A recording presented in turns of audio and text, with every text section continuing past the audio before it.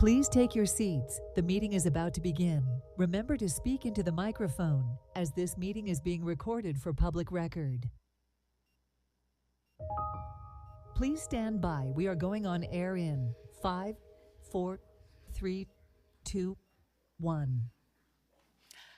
Hi, everybody. I am Commissioner Laura Dominguez, and I'm here for the Public Safety and Neighborhood Quality of Life Committee.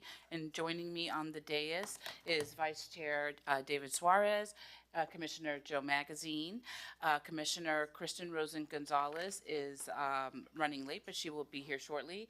And thank you to Commissioner Alex Fernandez for attending as well. And on the dais with me is the fabulous Stephanie Ray Brooks. And in for Mark Taxis, we have the Assistant City Manager, David Martinez. And in for Rob Rosenwald, we have our fabulous attorney too, Steve Rothstein. Stephanie, do you have any announcements? Yes, we have a couple announcements. This meeting will be a hybrid meeting.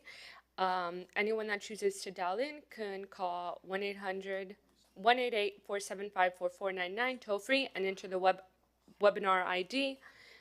And they can also call 878-3352-956. We have a couple of items that'll be deferred. We have item number 6 will be deferred, item number 17, and item number 16. One item has been withdrawn, number 7, and we have a time certain for item number 5. That'll be 10 a.m. And those are the only announcements for today. Wonderful, thank you. All right, so let's get started. Number 5. Okay, item number 5 is discuss a potential partnership with Beachbox for the installation of Beachbox kiosk or portable lock boxes on the city beaches. And today we have Austin from Beachbox. Would you like to tell us a little bit more about your product? And turn on the mic. Absolutely. Thank you, guys. Good morning, Chairwoman Dominguez and esteemed commissioners. My name is Austin Igene, CEO and co-founder of Beachbox. I have over 10 years of experience managing IT risk for Fortune 500 companies. I've now shifted my focus to addressing security concerns in public spaces, starting with our beaches. I'd like to start with a quick story, if that's okay. Mm-hmm. Just a few days ago, on December 9th, 2024, I met a young woman from Canada visiting Miami Beach for her first time. She was excited to soak up the sunshine, enjoy the ocean breeze, and embrace the vibrant energy of our city. That morning, she headed to the beach with her friends and left her clutch near 9th and Ocean while she took photos in the water. Inside her clutch was her passport, $200 in cash, her favorite lip gloss, the essentials for her Miami Beach trip. When she returned, the clutch was gone. Heartbroken, she asked nearby beachgoers, including me, for help. This incident was entirely preventable. With Beachbox, her belongings would have been secure, allowing her to fully enjoy the beach without worry. So I have a demonstration video. I don't know if we could pull it up from the Finance Committee. PJ, do we have the video? I mean, was it submitted before the 24-hour rule? I mean, if not, I would have to go ahead and search for it. I would need some time to do that. Okay. Facilities Assistant Director Elizabeth Moreau, do you have additional feedback? Yes, I believe that Austin has provided a proposal in which he is recommending to install 2 of these kiosks that hold about 40 lock boxes at 2 locations, on 6th Street and also on 10th and Ocean. Our only requirement is that these kiosks are not visible from Ocean Drive. The cost that he's proposing to rent these lock boxes ranges from $20 to $40. And in his proposal, he's also recommending a 10% back to the city.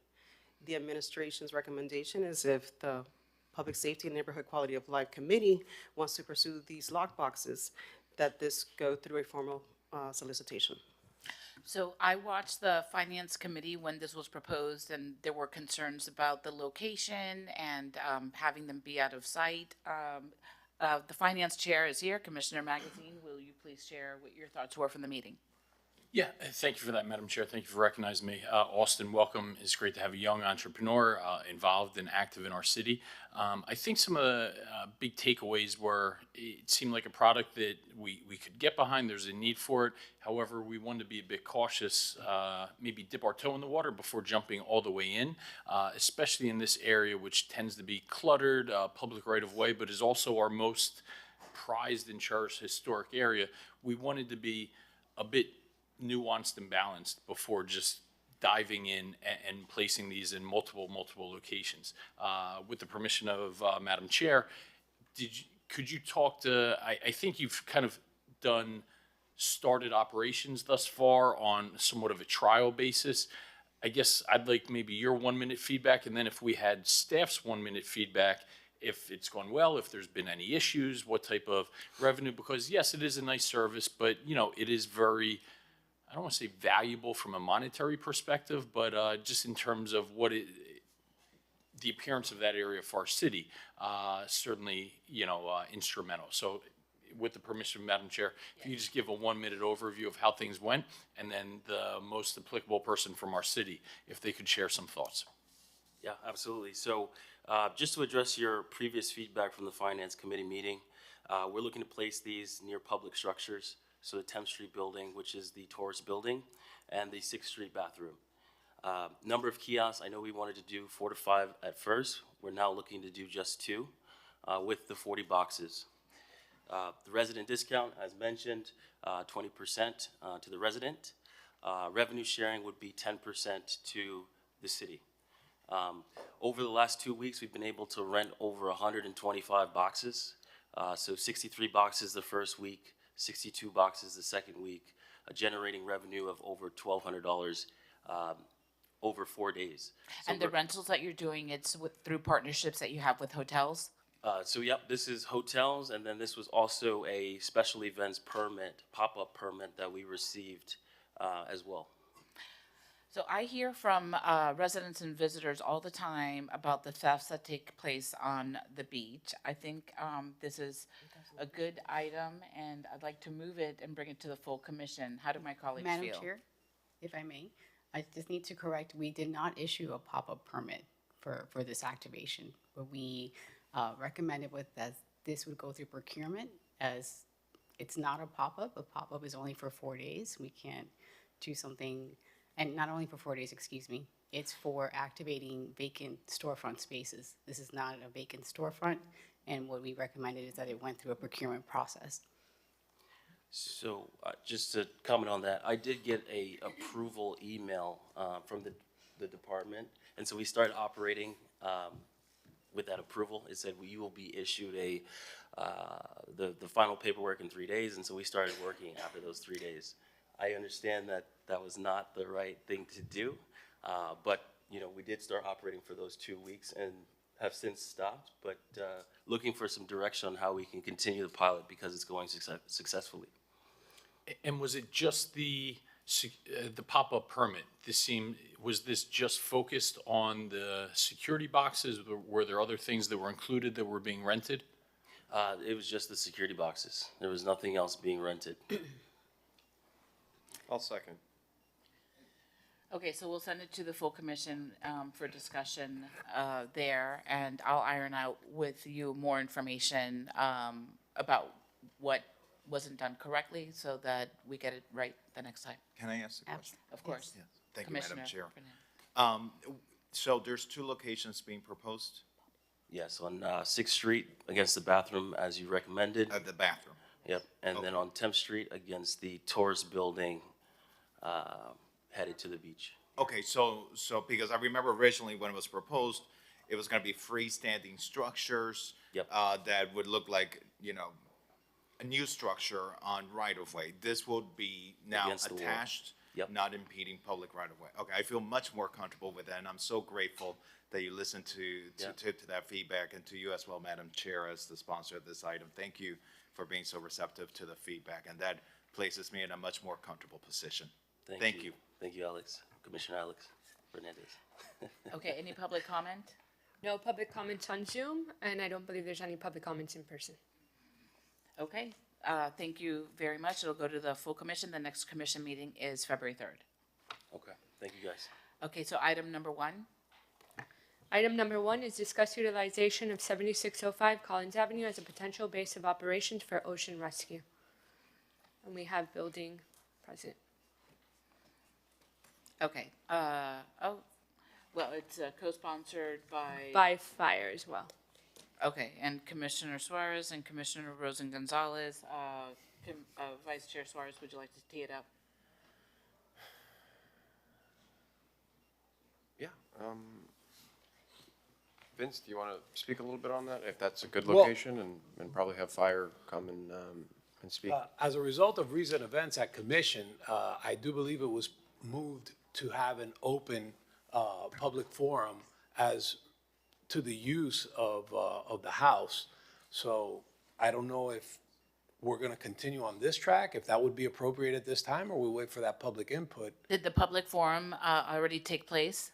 No, ma'am, it has not. It was Okay. just approved at commission. And so it hasn't been, the date hasn't been set, okay. And that's good to know, because I recently had heard from residents near the area. We used to have regular food distributions up in North Beach, and those were eliminated. We only have it in Mid Beach, and there are people that are hungry in North Beach, and one thought would be to utilize part of the house for food distributions or storage or whatever the case may be.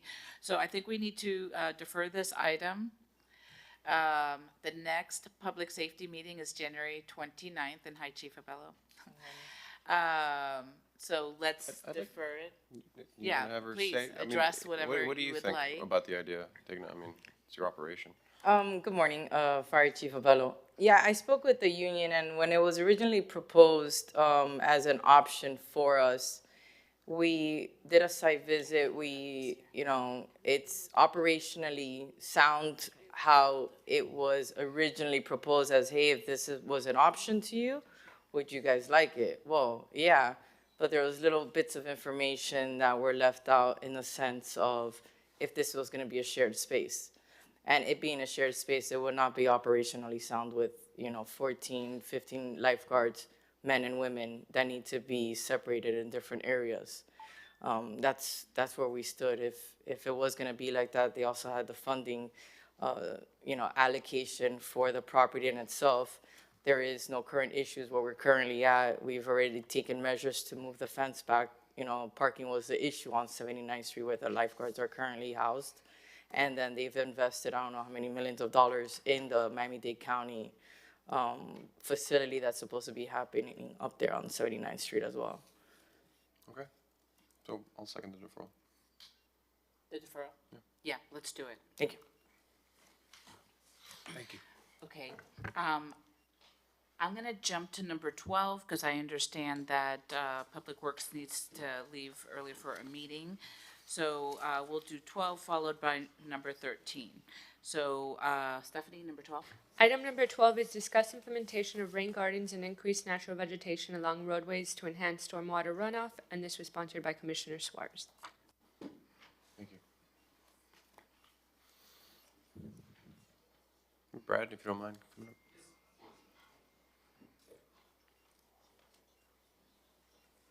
So if you want to tee it up for me, it's an idea I brought to the committee to discuss more natural ways of flood mitigation. Yes, absolutely, Commissioner. And I'm actually going to have our city engineer, Christina Ortega, is going to come give an update on this in a second. So we have been actually, working on this, and we want to provide the additional information to you so you can, see where we're at with this item. She should be literally right around the corner Okay. with it. If we want to, if Chair, if it's okay, we could 13 first, if we could do that. Sure, can you read That'd be 13? great. I will read item number 13. 13 is discuss potential locations for the relocation of Sanitation Department's Operations Office, which is currently located on the first floor of the 17th Street parking garage. And this was sponsored by Commissioner Dominguez, co-sponsored by Commissioner Suarez and Commissioner Magazine. Okay. Thank you. As you know, and some of the commissioners have visited the location that we currently have for our operation at 17th Street. We're on the bottom of the garage there. And it's just a very limited space. It's pretty much on the first floor as you come in, when you enter into the garage, and it's a small area where we house, on a daily basis from 80 to over 100 employees a day. There are not functional bathrooms that are currently working there anymore. There are two giant porta-johns that are out there for staff. So as our organization has been growing over the last few years, it's becoming a little bit more challenging to have our split operation, and our other staff where we keep our heavy equipment is at Terminal Island, and that's only about like 25 or 30 employees, because that's the only place we can park the bigger pieces of equipment. So the challenges are getting more difficult, and obviously the ability for us to have everything under one roof would be certainly ideal. It just obviously we need a new home that would fit all of that. To do that, but we're very hopeful we can find something that makes sense going forward, and we can have all of our employees and ideally the administration under one roof. Do you have any ideas of where they can be housed? I did have conversations with city administration, and it's tough to find space. I did not know about the portable bathrooms. What needs to happen for the bathrooms that are there to be functioning? I think, if I'm not mistaken, and I would defer to property and facilities on that one, but I believe that there was a capital project that may be in the budget this year to make those repairs. Maybe Liz could probably, perfect timing, talk on that. Yeah, I'd love to hear it. Yes, absolutely. So there is a capital project. It's actually under design. We expect to break ground in February, I think it is, to do all the reconstruction for the bathrooms that are there. In February, and how long will it take? It should take no more than a month or two. And this may not be your department. Have any other areas been identified as potential sites? We had contemplated some time ago, possibly the location at 451 Dade where the Public Works Operations is at. That's a natural area, but no further sites have been assessed. And tell me that site again? 451 Dade, Public Works Operations. Oh, okay.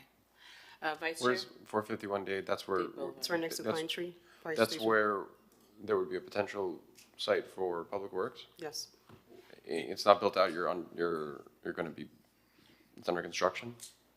No, 451 Dade is already a built environment. It's just how we can probably reconfigure that to probably incorporate sanitation. We can certainly look at that. Well, Brad, you That's a tell us, I possibility. mean, is that like a possibility or? No, I mean, it's not a bad idea. I mean, I think it's something definitely to explore. It's currently where our utilities operation is housed out of, and that's over approximately 100 smart staff of our team is there, and that's where all of their operation is done currently. We certainly think that there are opportunities there to expand that site. We're certainly supportive of that. And How many employees need to be at the location? How many do we have right now at the garage? I mean, we have, it's 80 to 100 plus employees that are there in that very small area. And the 450 Dade, how many, right now, how many can it hold? Well, it's a big site. I don't know how many employees you have right there. There's over 100 employees there currently in our utility operation that are there now. Okay. Well, is that something that Public Works, do you think would be fine with? To be able to house everything under one roof, certainly that's always ideal, to have everything in one spot, of course.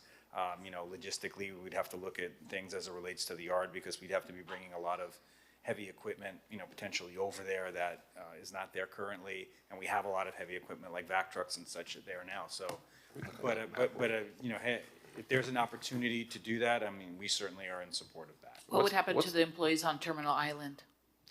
The Terminal Island operation is basically like our administrative operation, and then we have like the heavy equipment. It's about 25 employees that are there. I don't know that we could be able to lose that operation because I don't think that we necessarily would be able to fit all of our heavy equipment, say at the operations of that. So it's something we certainly would still need to keep in the mix. I mean, we really would have to evaluate that as part of the process. Yeah, I'm just looking on the map, seeing where the available where there actually would be available, where would you build it out? Would you build it out behind the fire station? So, yeah, we will look at the lot, we will look at also the existing building, if we can obviously increase it. This one? Does it need to be increased, or is there space for the sanitation No, folks it there? would need to be increased. Madam Chair, if I could, Yes. this got put on the agenda how long ago? I mean, are you looking for us to like find this seems like sorry, but like we're pulling teeth here in some regard. Is anybody looking at other locations? What is the plan for this? What do you need from us? Obviously, with 3 sponsors, and I don't mean you, I mean us as a city collectively, you have 3 sponsors that are supportive finding another location, but is there a process to make that happen? Are we beginning that process? It seems like you have support, but you know, it can't be us sitting up here looking at Google Maps finding you a place. No, I think this is probably the entry-level discussion of this item, and we appreciate, you know, the support for it.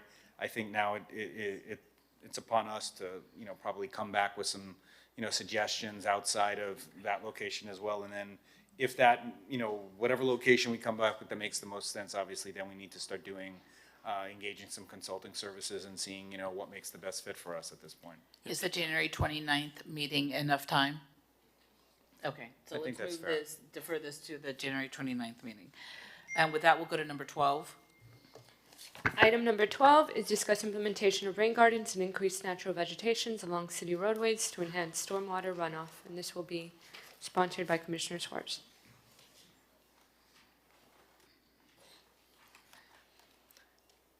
Good morning, Commissioners. Cristina Ortega, City Engineer with Public Works. We provided in the memo some updates as to the projects that have been completed in our city. These retention swales, rain garden systems are definitely part of our toolbox. They are part of our stormwater master plan, and we are incorporating those into our projects, specifically in those where it makes sense. We have learned some lessons and understand that these work best in areas where the ground is slightly higher up. So in the lower laying areas, they don't provide the benefits, in particular during high tides, and can actually become a source for that groundwater to bubble up into the streets. So with that, is there any specific questions or concerns? Would there be any possible locations that you would suggest having some? We are looking to incorporate them on the way that the topography of our city is. On the eastern side, it's higher grounds, generally better suited for it. In areas where we're racing or proposing to raise the roads, for example, Canopy Park is a great example of an area where it was incorporated, where the park was raised. And we have these bioswales and biofiltration systems in place, higher off the groundwater where it can work. Okay. All right, I can withdraw the item. It was just a good idea for. Well, we can close it, not withdraw Yeah, it. Just close it, yeah. Thank you for the discussion. I appreciate it, and thank you for bringing a nice, resilient item. So now we'll go back to our order, and the next item is number 15. Item number 15 is discuss the creation of code compliance area captain positions for South Beach, Mid Beach, and North Beach. And this was sponsored by Commissioner Fernandez and co-sponsored by Commissioner Magazine. Okay, Commissioner Fernandez, tee it up. Thank you, Madam Chair, and it's always a pleasure to come to your committee, even though I'm not a member. It's great to be here. So I'm pleased to present this item regarding the creation of code compliance area captains positions for South Beach, for Mid Beach, and for North Beach. This initiative represents a key step, I believe, and a key effort in enhancing our code compliance, improving neighborhood engagement, and addressing specific issues that happen in specific areas of our city. Initially, we brought this item at the May Commission meeting, and I want to thank Commissioner Joe Magazine for joining me as a co-sponsor of it. And following its approval, we've had discussions at the Finance and Environmental Resiliency Committee on it. There was also discussions at the Personnel Board about this item. And the proposed changes in our agenda today include amending the current Code Compliance Administrator job description. And the purpose of that is to formalize their role as a single point of contact for designated districts in our city, such as South Beach, Mid Beach, and North Beach. This will again align their responsibilities with the needs of our community, including active participation in neighborhood and homeowners associations, engagements with businesses, attending community meetings. I'm just going to lay out some of the proposed changes. So, for example, the amended job description reflects new duties aimed at improving engagement and responsiveness. And some of these highlights include serving as a single point of contact for their assigned district, regular attendance at community and business meetings to address local issues, enhanced coordination of resources to solve neighborhood-specific problems, and, you know, making sure that there is effective enforcement of the city code in these areas. I see it very similar to, for example, captains in the police department. Everyone knows their captain. They attend the meetings. They attend chamber meetings to engage with the businesses. They are very familiar with the specific issues that exist in their neighborhoods. I also want to note that this initiative will utilize existing resources, so it'll ensure that there's no additional fiscal impact in the city. With that, I'd like to recognize staff to add anything else that I may have missed on this item, and to give us some feedback on the direction and the recommendation that you need today from committee. Absolutely. Good morning, Chair and committee members. Stephanie Noah, Administrative Services Manager with the Code Compliance Department. We amended the Code Compliance Administrator job description and presented it at the Personnel Board last Tuesday, December 10th, and it was approved. Since then, we've moved forward with scheduling professional headshot photos for our Code Compliance Administrators to place them on our city website, and along with their direct contact information and assigned zones. Wonderful. And I would like to thank Code Compliance, the Human Resources Department as well, for their dedication in developing this revised job description, and for their ongoing collaboration with the union, as the union has also had to participate in bringing this initiative to fruition. I just want us to realize what we're doing here, because we already have the area captains with the police department. Now we're adding this similar like position, this area captain for code, which is so important, because not everything can fall on the arms of police. There's a lot of issues with the enforcement of our city code that can yield improvement to the quality of life and the safety of our residents. That, together with the area managers that we've created for each section of the city, is really going to hopefully deliver significant improvements and efficiencies to the performance of our duty as a city, and delivering a cleaner, a safer, a more beautiful and resilient city to the residents of the city of Miami Beach. Thank you, Madam Chair, for allowing me to present my item. Thank you. It's a wonderful item. Thank you for bringing it forward and working so hard with the co-compliance to bring this to fruition. Commissioner Magazine, you are the co-sponsor. Did you have anything to add? No, I appreciate it.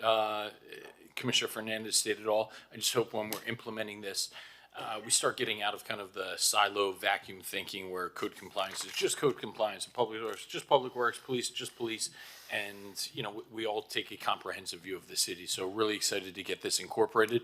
I don't even think of this like oh, this is just code compliance for the area, but these are true like area managers. Absolutely. And so, and if I may, what is the feedback you need today from this committee? Move it to the full commission? Perhaps David Martinez can give us some guidance on the feedback. I see that the administration is recommending that we perhaps pass a motion to send this back to the full commission. So perhaps if Commissioner Magazine, as my co-sponsor, since you're a member of the committee and I am not, if you're willing to move our item back to the full commission for full approval, that might be prudent. Absolutely. Thank you, Sounds good. Commissioner. Okay, all in favor? Aye. Any public comment? No public comments on Zoom, and it does not appear to have any public comments in person. Okay, wonderful. Now, our you. next item is number 3. Item number 3 is discuss next steps to establish a marine park or conservation area in South Beach. This was sponsored by Commissioner Dominguez, co-sponsored by Commissioner Suarez, Vice Mayor Bott, and Commissioner Magazine. So this item was brought to my attention, the marine park, by residents that live here in South Beach and are divers and passionate about the environment. And when I sat down with them and met and saw videos, it was just amazing what we have just off our shores, and I found it to be important to work with them and the sustainability department to make sure that we do everything we can to protect it and designate it as a marine park. And before I acknowledge our Chief Resilience Officer to speak, I'd like to show a video. PJ, if you would tee that up. And this video that we'll be showing was actually taken by the divers, Patrick and Dave, while they were out in the marine park. And I just want to share with everybody so they can see how beautiful and what we have out there right now.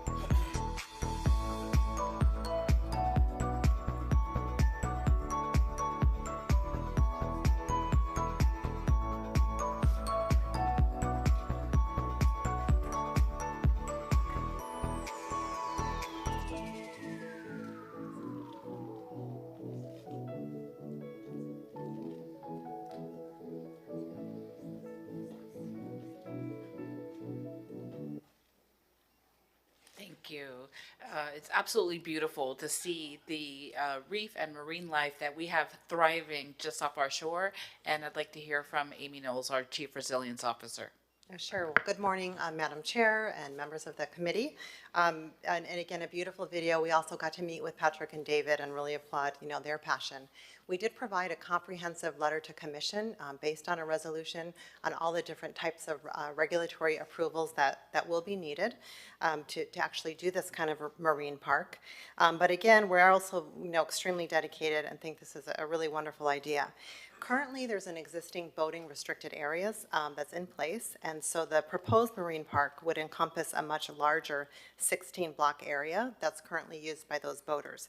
So again, that really brings in the need for all those regulatory approvals, and including DERM, FDEP, FWC, the Army Corps of Engineers, and the Coast Guard. So we have reached out to all of them. Because of the complexity of it, we are recommending that the city would need to engage a coastal marine consultant to go ahead and help with design and permitting. We think that could cost about up to $250,000. And the cost of the actual construction would vary based on what type of structures would be needed, such as swim and mooring buoys. And the consultant's scope of work would need to include construction estimates for further information for the City Commission and staff. We did hold a meeting with our fellow departments to understand, their thoughts, because this is such a big project, and there are some considerations. So enforcement and safety are really important to ensure the success of the park and the safety of the people visiting the park. So Marine Patrol, Ocean Rescue, and Parks and Rec all, sort of had some feedback for us. It would be important to have clear boundaries of the park, to implement zoning and usage restrictions. We would have to think about a penalty system for any violations. And there would be some vessel and staffing needs that they asked us to bring forward, such as potentially additional vessels and associated staff for both Marine Patrol and Ocean Rescue. They indicated they already have a bit of a challenge making sure that boaters observe all of the rules. Training and education will be important for people visiting the park and for different stakeholders, and for hopefully voluntary compliance. We're also recommending that a 5 to 10 year plan be part of this that would include maintenance requirements, operational costs, and other considerations. Things like buoy inspections and repairs. So we're just trying to kind of go in with eyes, wide open with what this may be for the future. So just in short, the fiscal impact, we're looking at capital project requirements down the road, but initially about $250,000 would need to be prioritized within the fiscal year 26 budget process. Thank you very much. So my initial thought is that we bring this back to the full commission so that we can refer it to the finance committee for review. Before we take public comment, my colleagues have anything to share? When you mentioned enforcement, Amy, would it be Ocean Rescue that would have to enforce it, or since it's on the seaside, wouldn't it be FWC? So we heard from our Marine Patrol division that they would probably be expected to help enforce. FWC doesn't really have the type of presence that we do locally. They've got very limited staffing, as you know. And then Ocean Rescue would really be looking at that life safety, keeping people out there safe, people that are out, snorkeling and diving and making sure that, they're safe. And Are we going to be able to delineate the area with buoys? it would have to be. I mean, it would be a requirement. We would need buoys, waterway markers, and all of that would need to be approved from local, state, and federal agencies. Would we exclude fishing? Like, for example, spearfishing? I think that would have to be determined. Yeah, that's a good question.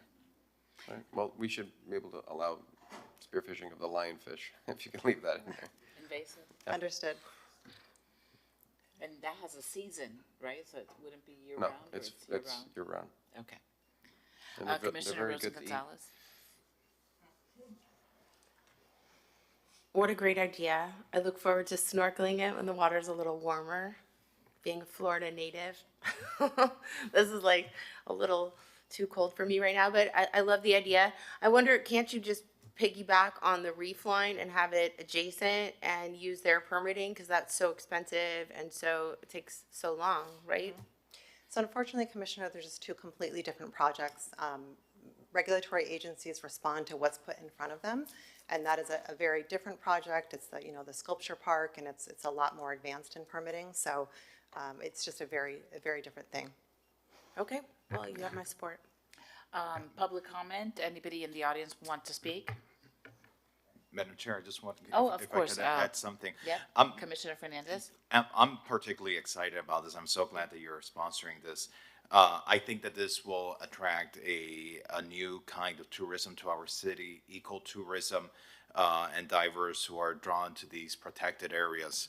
And I see this $250,000 as such a great investment because the return will be so significant to the city of Miami Beach, not just to the city.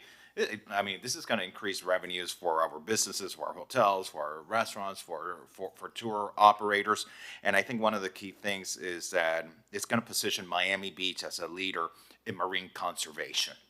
And I think that would be such a great way to set us apart at a time when we are trying to really solidify the type of brand we want to have as a city. So commendations to you for sponsoring this. I have met with David and Patrick. I had gone to the city attorney and told them I want to work on this, and the city attorney told me, "Oh, Commissioner Dominguez is already sponsoring this." I wasn't able to do it, but congratulations. This is going to be transformative and exciting and really positive for our city.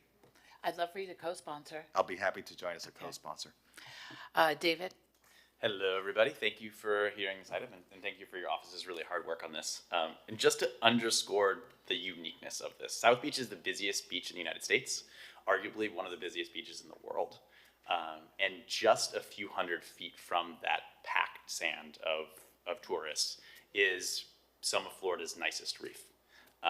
Near-shore swimmable reefs are quite rare in the world. There's only a few islands that have that to offer, and a few other parts of Florida. So it is a very improbable combination that our city has a space like this. And just to sort of bring this all back and make this feel much more realistic, I know there are a lot of permitting is really challenging. Key West has a similar marine park. Near 2000, there was a part of Key West near Higgs Beach, which is also their most popular beach. Some swimmers were killed by a boat. So a boat was operating very close to shore and killed the swimmer. And in response to that, the city created a city marine park that encompassed this coral and some structures. There's an old pier that had collapsed that had become a fish habitat. And it, to this day, is an amazing example of citizen science and an opportunity to bring a lot of people into this coral world. Florida's reefs are very imperiled right now. We've seen a 90% coral die-off from our coastal reefs, which is incredible. I mean, we're down to 10% of what we used to have within our lifetimes. And our little spot out here, we spent a lot of time, all of these people here spent a lot of time diving on it, is doing pretty well.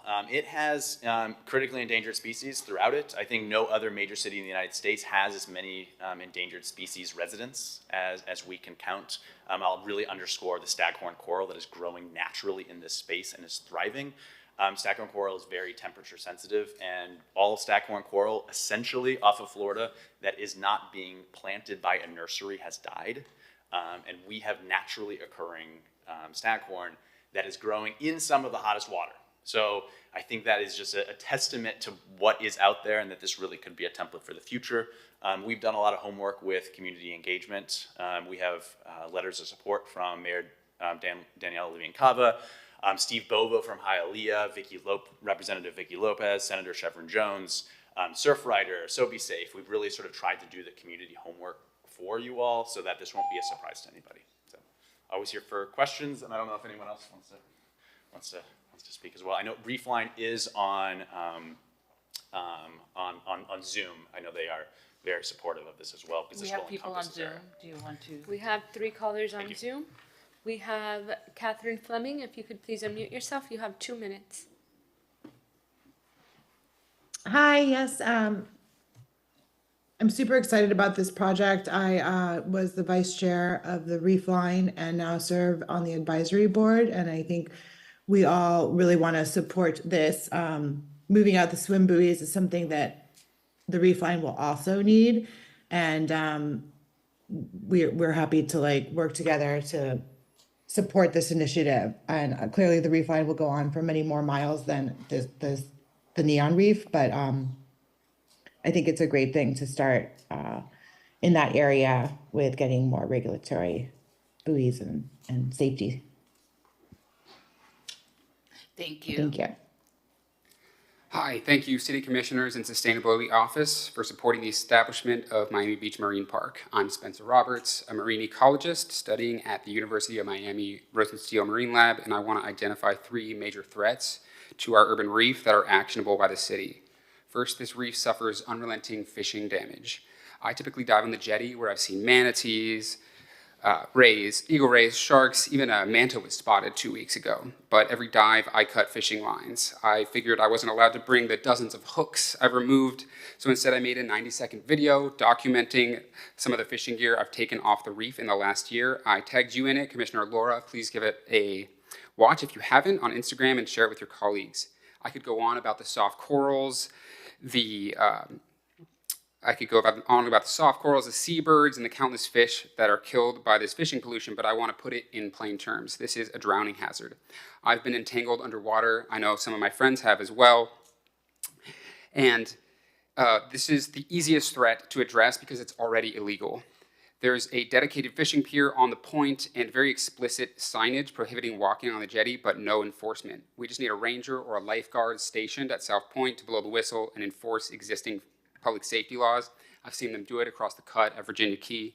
We can do it here. Next, this reef faces intense vessel traffic. In addition to threats from propellers and anchors is the chronic noise pollution. Just outside the swim buoy line, huge Class 3 vessels pass directly over the reef. You can hear them clear down the beach, but what you won't see are the coral larvae swimming through the surf, listening for the sounds of an ecosystem. Noise pollution impairs everything from coral recruitment to the embryonic development of damselfish eggs. Simply setting back the buoys to expand the swim zone would have a great impact to not only improve public access, but could also help heal this reef. Lastly is the looming threat of dredging. Just 10 years ago, approximately 500,000 coral colonies were buried during the last deepening of the Port of Miami. And this just sort of underscores the need to have this marine park recognized all the way to the federal level so we can prevent that kind of thing from happening again. Thanks. Thank you, Spencer. Anybody else on Zoom?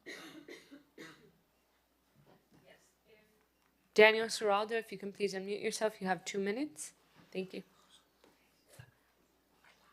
Yes, thank you so much. Daniel Serraldo with Miami Design Preservation League. We are supportive of exploring this concept further. And I know as far as the Art Deco district, the different activations that we've supported, like whether it's more Muscle Beach fitness, whether it's more events at the Art Deco Welcome Center and Lummis Park, outdoor exhibits, this seems to go very much in line with expanding the programming available to visitors and residents.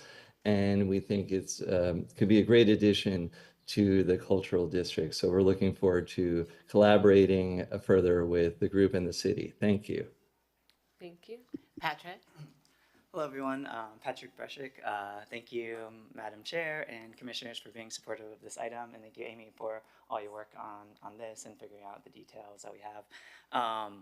And like Spencer mentioned, and Dave mentioned too, this isn't about like preventing any sort of fishing or boating. This is about just making it safer for everyone to do those activities in different zones. So, you know, the swimmers and snorkelers and paddleboarders can enjoy the reef. We have a multi-million-dollar fishing pier that people can still fish off of, and people can still boat. They'll just boat, you know, a little further out from shore so that everyone's able to do this safely.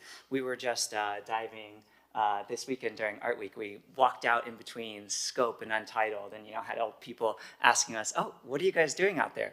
And nobody, you know, more and more people are starting to realize this beautiful natural asset that we have out there, but everyone is so surprised that we have, you know, this amazing reef with tropical fish, endangered species right in our backyard, and we're excited to celebrate that with everyone and make it a protected zone. You know, and the beautiful thing is the reef is there. Yes, we'll have to get consultants to help with the permitting, but largely what we're asking for is to protect something that's already there, not a huge investment from that perspective.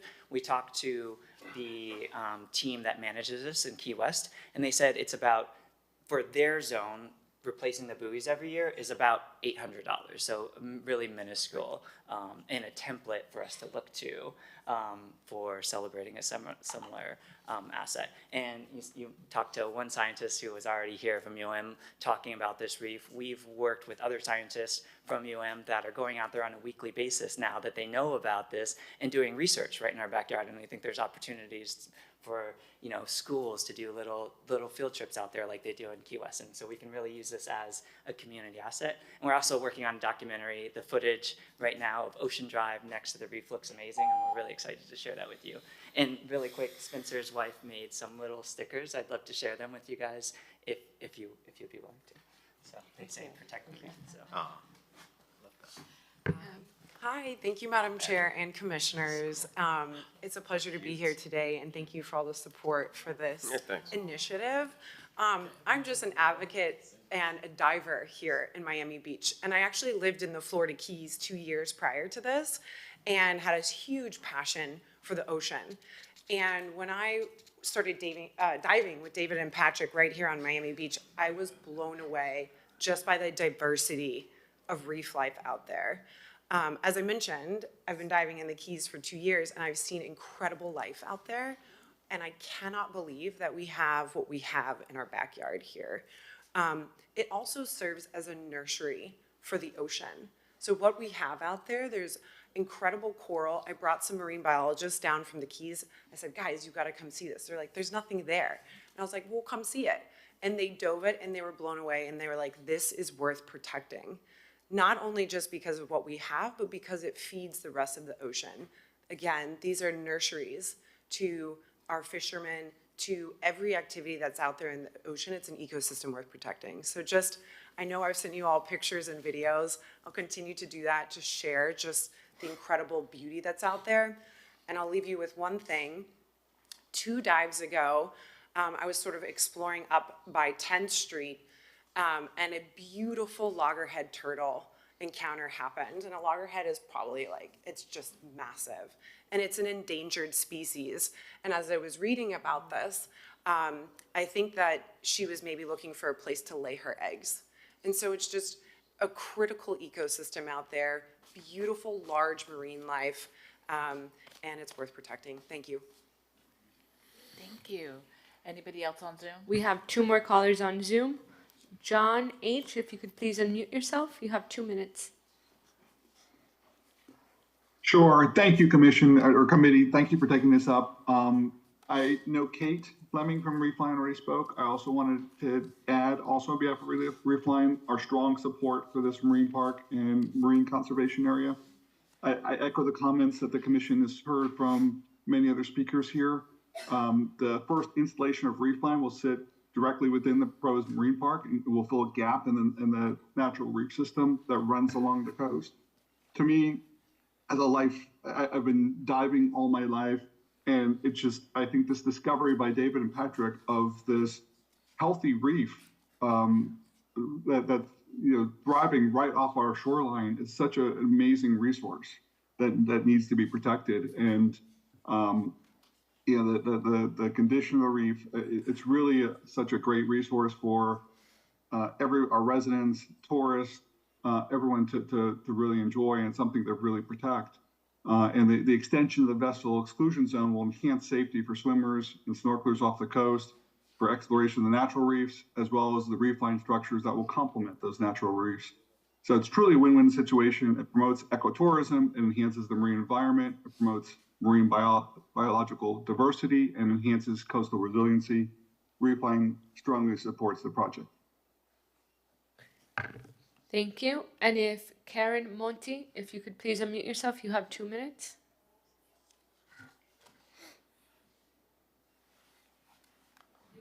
You are still muted.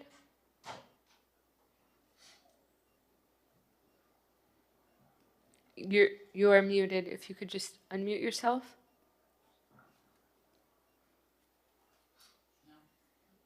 Okay. I don't think I can move it. Could I make a suggestion? Yes. This is going to be, this is just going to be a great landmark for our city and a point of pride for Miami Beach. I suggest that as this goes back to commission for staff to see potential grants that could support the establishment of the marine park. I have to be confident whether it be federal or state grants, or whether it be private nonprofits or even corporate grants. This aligns with, I believe, a lot of funding that could be out there, and I'm sure that would challenge us to see how we could cover those $250,000, because I feel very confident that there are dollars out there that could help us fund this. Madam Chair, if I could, just one comment. Congrats, it's so exciting, and while this goes through the process, I think it'd be great if we could liaise and work with our marketing team to, because this is something we're all proud of, our city. And I was thinking the same thing along the lines of, even from the corporate side, when you mentioned all the wear and tear that gets in the port. I'm happy, or any other of us, especially the sponsor of this, the prime sponsor, to help maybe liaise with some of the cruise ship industries that are based here in Miami Beach, or in Miami. And they, given the wear and tear that they put onto the infrastructure there, I think it would be absolutely great corporate citizenry if they would, help facilitate this as well. So happy to help liaise, or I'm sure a number of us are. Wonderful. Anybody else on Zoom? We have 2 more callers Okay, that just and then we raised do their need to hand. move on to the next item, so we'll take We'll those hear two these 2 callers. callers. Nikki Jordan, if you could please unmute yourself, you have 2 minutes. Hi, everyone. My name is Nikki Jordan. Thank you, committee, for supporting this item. I'm also a South Beach resident, lifelong scuba and freediver, and myself and my partner actually moved to South Beach 3 years ago specifically for diving, and to continue diving and to fit diving into our life even more. But while I was not aware of this magnificent ecosystem that Patrick and David have found while moving, we moved to South Florida and really frequented Palm Beach County, Martin County, Broward County, a lot of the nearshore reefs up there. Obviously, after diving, you're, as one of the commissioners said, very hungry and spend time and spend money in those other places. And we're just so pleased to be able to stay so close and enjoy our backyard ecosystem, and then stay in this area and enjoy the restaurants and the various other companies and businesses here, while being able to more frequently dive in this area. So I just have to thank David, Patrick, for all of your work, and this committee as well for your support of this item. It really will continue to encourage divers to move to this area and frequent this area as tourists, and again, support other businesses in the area in the process. Tyler, Dawn, if you could please unmute yourself, you have 2 minutes. I think a big issue with what's going on around here is the homeless people shitting in the waters. Okay, if we could. And we Okay. really need that to stop. PJ, thank you. Yeah. All right, so, so will you move the item to go to the full commission for referral to FERC and? With that liaise- friendly amendment at the end? Yes. Yes, I move the item. All right. So I think we're all in favor of this, and thank you so much. All of you are amazing for your advocacy and for bringing this to our attention. I love it. Okay. Yeah. All right, so the next item we'll go to is number 4. Item number 4 is discuss possible amendments to Chapter 54 entitled Floods, Article 3 entitled Resilient Standards for Tidal Flood Protection to enhance enforcement mechanisms for public safety, quality, and life. This was sponsored by Commissioner Fernandez and co-sponsored by Commissioner Dominguez. So Commissioner, let's see. I will let Commissioner Fernandez take the lead here, because I know that he's been a proponent of keeping on a timeline, and so I'll let you tee it up. Thank you, Madam Chair. So this is an item that came about of a publicly advertised sunshine meeting that Commissioner Dominguez and myself, as well as that was attended as well by several of the aides of our colleagues in the Palmview neighborhood. And the issue came about of tidal flooding spilling into our public right-of-ways.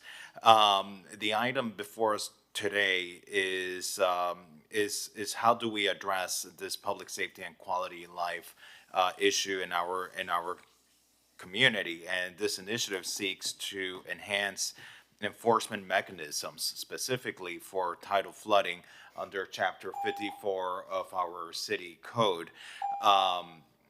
You know, as we know, tidal flooding is a growing concern. It's something that affects us routinely, especially during the fall. Is especially an issue, and God forbid you have a storm lingering somewhere and you have a full moon, and all of a sudden roadways can become completely innavigable, and you end up having garages flooded and people unable to walk through sidewalks or even at times access their property. And so this ordinance and these measures seek to ensure that we're proactively tackling this impact. Staff has made a number of recommendations, short-term measures such as strengthening enforcement of seawall maintenance, exploring temporary flood barriers, which, by the way, were highly successful, in my opinion, in Palmview. And I want to thank our Public Works Department, the director and the assistant director, as well as our assistant city manager, David Martinez, for deploying. And I meant to say Martinez. I'm sorry. Leave it to me to mess up a name. For deploying those temporary flood barriers. part of the short-term recommendations include improving coordination between our city departments, which is also important. But one of the key things that I think is important is the repair of seawalls of negligent property owners who are not correcting the damages on their seawalls. And that's what's causing this flooding in our public right of ways.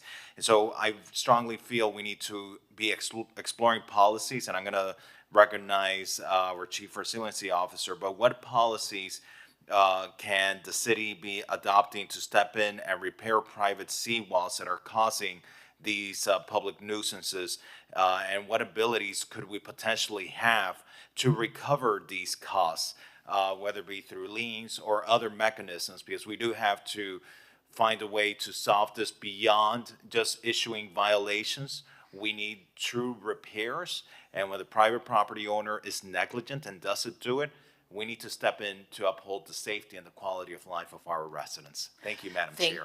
Thank you so much. And this item, before we acknowledge our Chief Resilience Officer, I do want to mention that a couple years back, Commissioner Mark Samulin had sponsored the Private Property Adaptation Program, and that was where a private property can apply for a matching grant to receive up to $20,000 if they did resilient measures in their homes. The main idea was for people to get their seawalls done. And last night I attended phase 2 of the Private Property Adaptation Program, which Amy Knowles and her team kicked off, and it was amazing. I mean, the hard work that our city has put into this program so that private properties can get help while making their homes more resilient. So that's what I think of when I see this particular item, but I do want to recognize Amy Knowles. Well, thank you both, Madam Chair and Commissioner. It's an excellent item, and I was part of the ordinance when it was first developed back in 2020. And even, I think in 2016, we had a resolution to establish minimum height standards, which was really important. We were one of the first cities to do that, but it's definitely time to do some tweaks. I do want to mention that one of the homeowners that came last night, he said the reason he was able to convince his condo association that it's time to do the seawall was because of the Private Property Adaptation Program.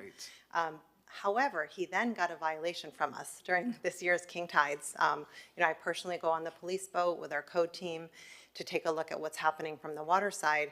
And he said because he had that letter, he was further able to say, okay, not only do we have this opportunity and we were selected, but we have to fix this. We now have a warning violation. So we do have always room for improvement, but we do have a lot of things that we are doing right.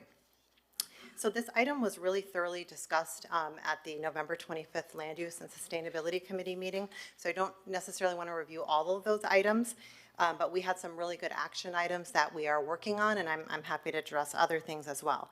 What we're working on as staff is to bring back policy language, actual recommendations to the ordinance to the Land Use Committee in January. And we would be doing things such as requiring within 6 months that the property owner would have their applications in to the permitting agencies, such as Durham and our city, so they can prove that they're working on this so we don't have such a long time delay. We are working on a one-pager to make sure we're getting a lot of information through our code team to make sure people understand the next steps. People get a little scared when they think about seawalls. It's a huge capital expense and it's a long process. So we are working on that. And we also do send letters to property owners annually. Last year we did it to give them some good information, make them aware of the grant program, and they can even have a link to a LiDAR survey that our Public Works team did so they can see what their elevation is. And we're, I think, one of the only cities that have that, which is a really good feature for them so they can be educated. At this point, we're also going to be meeting with the Attorney's Office to think about what do we do when people don't fix the seawalls. It's a concern because it's a huge financial liability and there's private property rights. So really the purpose is to see what can we do, how do we work through those issues, and perhaps we would be one of the first cities that could do something like that. A lot of considerations there.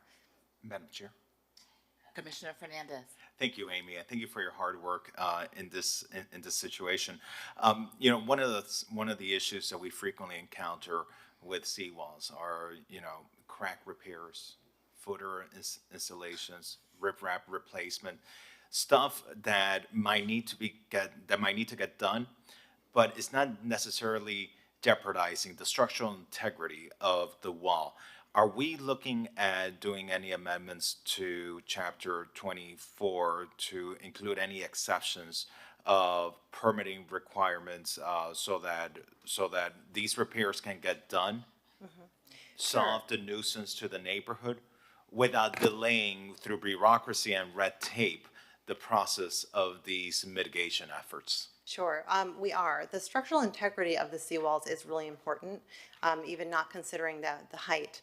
And there are situations where our team has seen applications where people want to do simple repairs. They might have cracking, and it's triggering the seawall ordinance, making them bring it up to 5.7 NAVD. And that's the problem. That's a challenge because we don't want seawalls just crumbling into Biscayne Bay. That's causing pollution. That's causing, Biscayne Bay water quality issues. It's not safe. So we are recommending, and we'll bring back language on that as well, that if they are smaller repairs, let's let people get those done. But where they're larger repairs and it's an opportunity and it triggers a certain financial threshold, we're going to be requiring additional information to really understand, what the cost is and, if it's triggered to come up to the next level. And Madam Chair, if perhaps before this comes back to land use, if we could be ready to speak specifically those amendments on the minor repairs that could be allowed to take place without triggering, the seawall to be raised to a minimum elevation, because that's what becomes more onerous. That's what becomes more costly, and then gets in the way of us being able to address a problem. So we could figure out a way that they could fix cracks or do the footer installation or whatever needs to be done with riprap without having to raise the actual elevation is something that I think could streamline the process and save cost to our property owners. Thank you. Thank you, Amy. Wonderful. Well, I think we can close this item here in this committee. I just wanted it heard to really highlight the private property adaptation and as a reminder to everybody that it's there. And thank you so much, Amy, for all of your hard work on this. You have been amazing, and I really appreciate it. Oh, thank you. It's my pleasure. Thank you. Okay, so we'll close this item, and then we'll go to number 2. Item number 2 is discuss timeline for construction of Miami Beach Convention Center Headquarter Hotel, anticipated opening date. This was sponsored by Commissioner Dominguez and co-sponsored by Commissioner Fernandez. Thank you. So the reason why I wanted to bring this item up and discuss it is I am on the board of the Greater Miami Convention and Visitors Bureau, and their concern is that, the developer has the tools that they need, and now when is he going to break ground? Is it going to be first, we want exact info and dates, and we're going to hold them accountable because we can't have this delayed any further. We're really missing out not having it up and running. Understood. Hi, my name is Yvette Batista. Hi. I'm a project manager at Terra. We also have on the Zoom call Ali Khan Murali. He's the CFO of Turnberry. Terra and Turnberry, we have a joint venture, and we are the developers of the hotel. We are, as you're all aware, we're working very diligently on securing the finance for the hotel, and we're currently targeting to take possession in early February. We had shared a timeline as part of the memo. Our objective has not changed to date. Our objective is to begin test piles in February and construction in March and have the hotel open in 2027. We are in the process of doing due diligence, and there, we have AK on the line, and he can provide more details on the financing process. By when do you anticipate to have your financing secured? Now that you have the commitments from the RDA, the grant agreement, Yes. Which was key to the financing. By when do you anticipate, what is the deadline to have the financing secure? Because that, I would imagine, is going to be dictating the construction process. Right. So our target is February. For the financing? Mm-hmm. Okay. If somebody can make sure that. So that Ali means Khan the site has- possession, the final site possession, the loan closing. The loan closing will be in February. Yeah. There are nuances that can impact the process through the diligence with the lenders. It's a reality, but we will keep you informed of the progress. We have Ali Khan from Terra and Turnberry with their hand raised. Ali, if you could please unmute yourself. Happy to do so. And sorry not to be there. Sorry not to be there with everybody today. And I apologize. I'm on a job site today, so there's a little bit of background noise. Per Yvette's discussions, we're moving very, very expeditiously to round out the capital stack on this project. As she mentioned, our intention is to take possession in February. The construction financing will need to close simultaneously with the bond financing on the grant side. And so we are out to market on selling and marketing bonds in the next week or two with regards to monetizing the grant funding that has been provided from the county side and through the RDA. So a March closing is our target date. It may be middle to end of March, subject to all going as planned. We've got tremendous activity in the markets from the lender side. We're talking to large institutional groups on the mortgage financing and have lined up all the balance of our capital stack and agreements are in place. So, but for these holidays that are coming up, our team has worked nonstop through Thanksgiving to get documents and materials tied up. We're actively meeting with lenders now, and we have several meetings set up in the second week of January in Miami to finalize terms, moving to loan documents, and that'll take probably 60 days to close, subject to those documents going well and things moving as intended.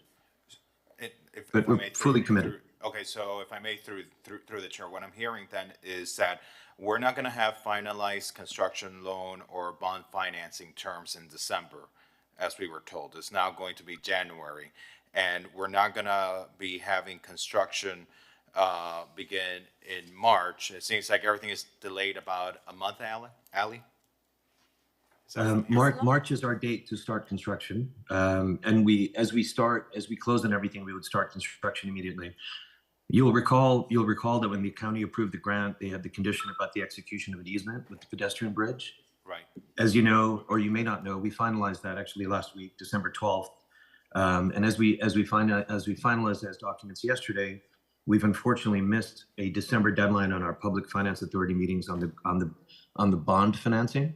So that's caused a 2-week delay in our timeline, given holiday period. But March is still a realistic date. Lenders are fully engaged. We're continuing to push relationships throughout every facet of this to make sure we hit that deadline. Thank you. Commissioner Fernandez, so our next public safety meeting is January 29th. Would you like this continued to January 29th or go to the full commission for February 3rd? I think it'd be great for it to come back here in January so we can know where they are and, finalizing their loan documents and making sure that they're still on track with positive progress. Thank you, Yvette. Appreciate you being here. Thank you. Have a good one. Next item, number 8. Item number 8 is discuss ensuring public parks, golf courses, and other facilities are available to public in some capacity at all times, and this was sponsored by Commissioner Fernandez. Commissioner. Thank you, Madam Chair. I'm so excited to be here today. So many items on the agenda. So this is an item I placed on the agenda.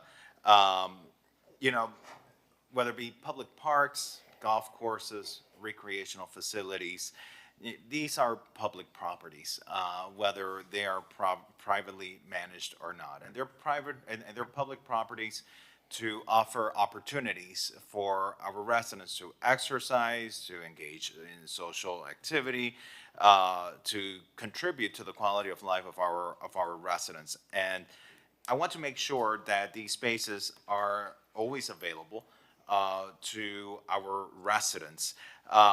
And ultimately, the golf course is intended to be a public space. It's not a private golf club.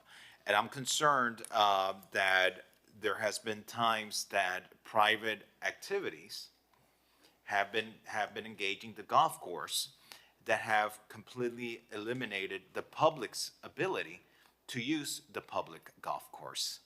Now, we have a private golf course in Miami Beach, and it's a membership-only golf course. And perhaps it's easier to accommodate those types of large events there.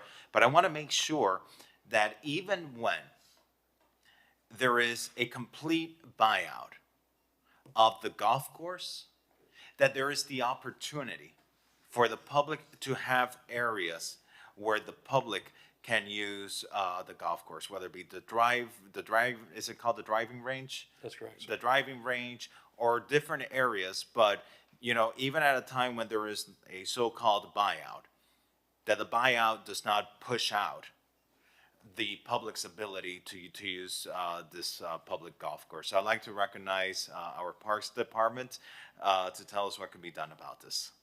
Good morning, Jose Del Risco with the Parks and Recreation Department. Thank you, Commissioner. We hold in very high regard the public access to our facilities.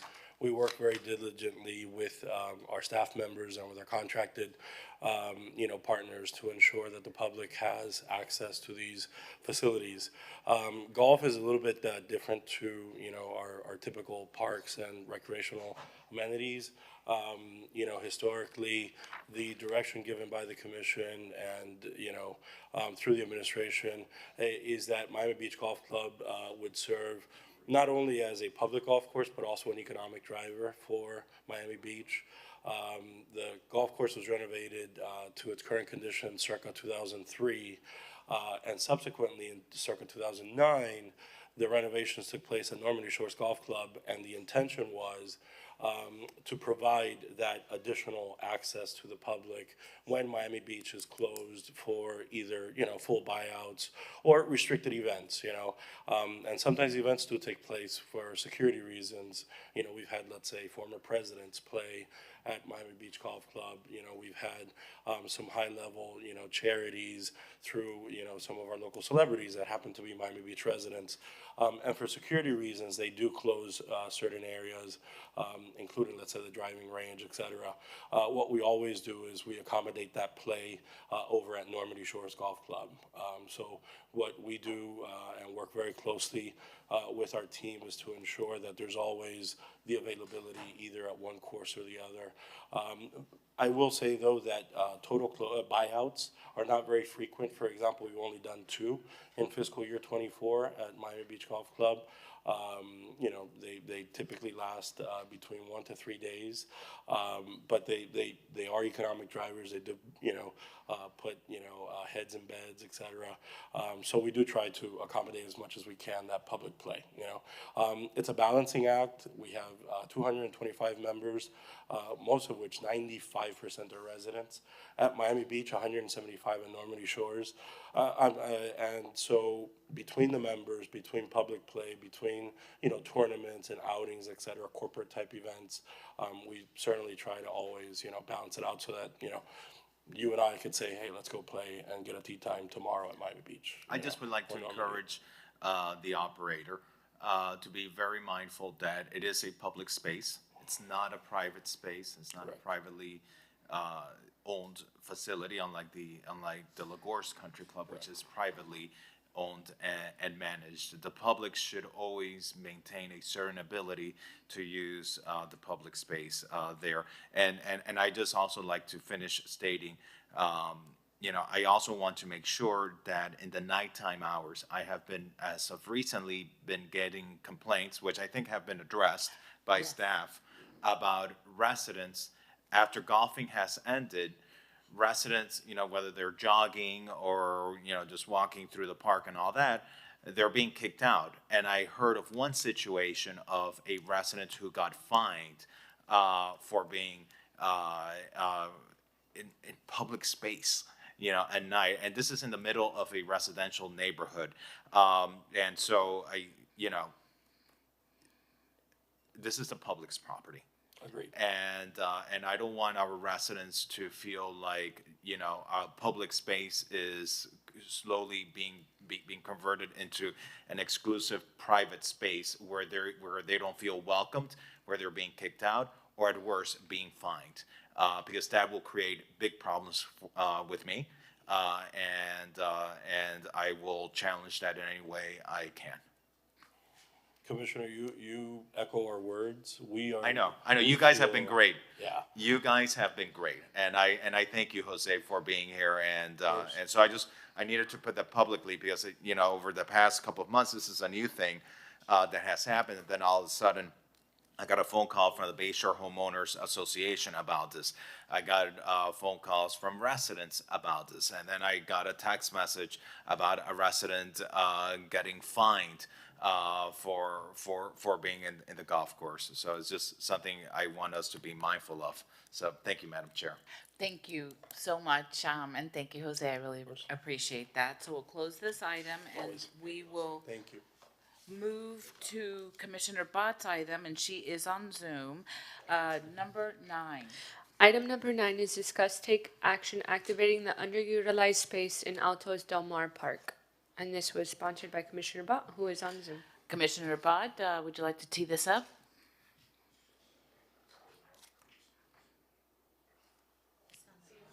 She just fell out. She's on. She's just been promoted as a panelist, so give her 1 second to connect. Hi, can you hear me? Yes. Hi, I'm sorry, I had hoped to be with you there in person, but today is Friday the 13th, and unfortunately it is manifesting itself in my apartment as we speak. So thank you for your forbearance on this. So Altos Del Mar Park is this beautiful green space along the beach walk in North Beach. There's a fabulous playground that is highly utilized there. If you don't know it, I encourage you to come by.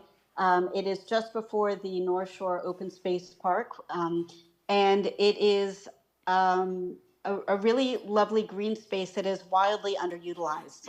Some of you may remember that earlier this year we had a terrific Earth Day event up there put together by our city management team and the sustainability group, and it's really terrific. And it seems like it is to use the word again, underutilized in more meaningful ways as well as a one-day pop-up. We have it was built to incorporate sort of a low-key amphitheater where events could be staged. We have an opportunity to install some gallery display pieces, sort of the way the Lummis Park is hosting the historical display about the beach during World War II as a training grounds.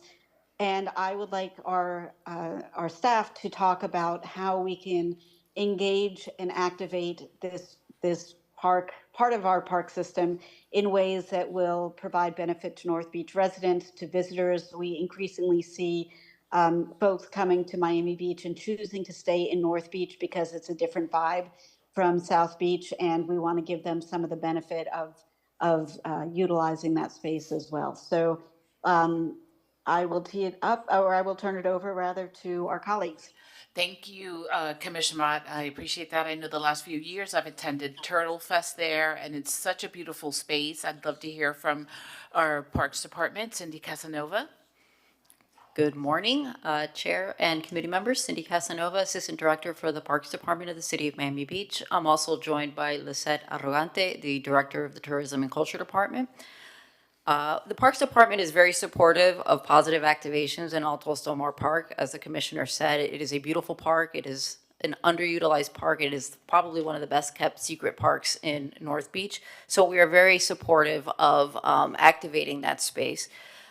We are supportive of some of the recommendations and initiatives that have come out of committee and commission, such as the artist recycling program and artist temporary displays in the park and exhibits similar in nature to what we have at Lummis Park right now with the World War II exhibit and what is going into Brittany Bay Park with the women's exhibit. So we are supportive of activations of those types.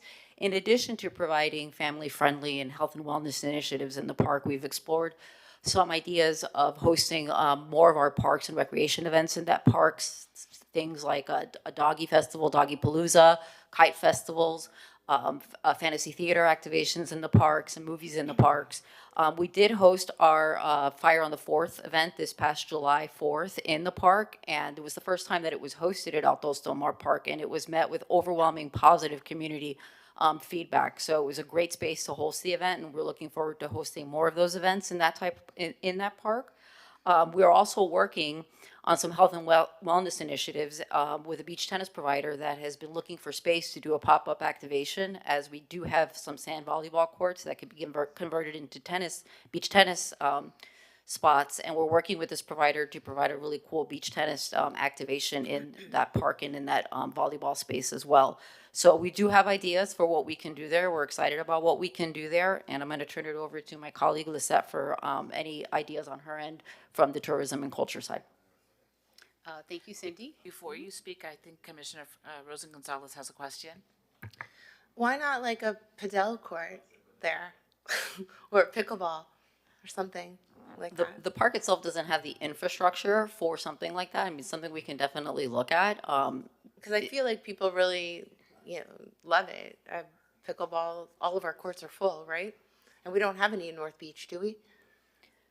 Pickleball court in the north end. We have some courts over at the Miami Beach Tennis Center, and we have some of the dual use courts at some of our other neighborhood parks. And I believe there's a private operator who's put in some padel courts on Normandy Drive. Oh. Well, so we can't. And do that.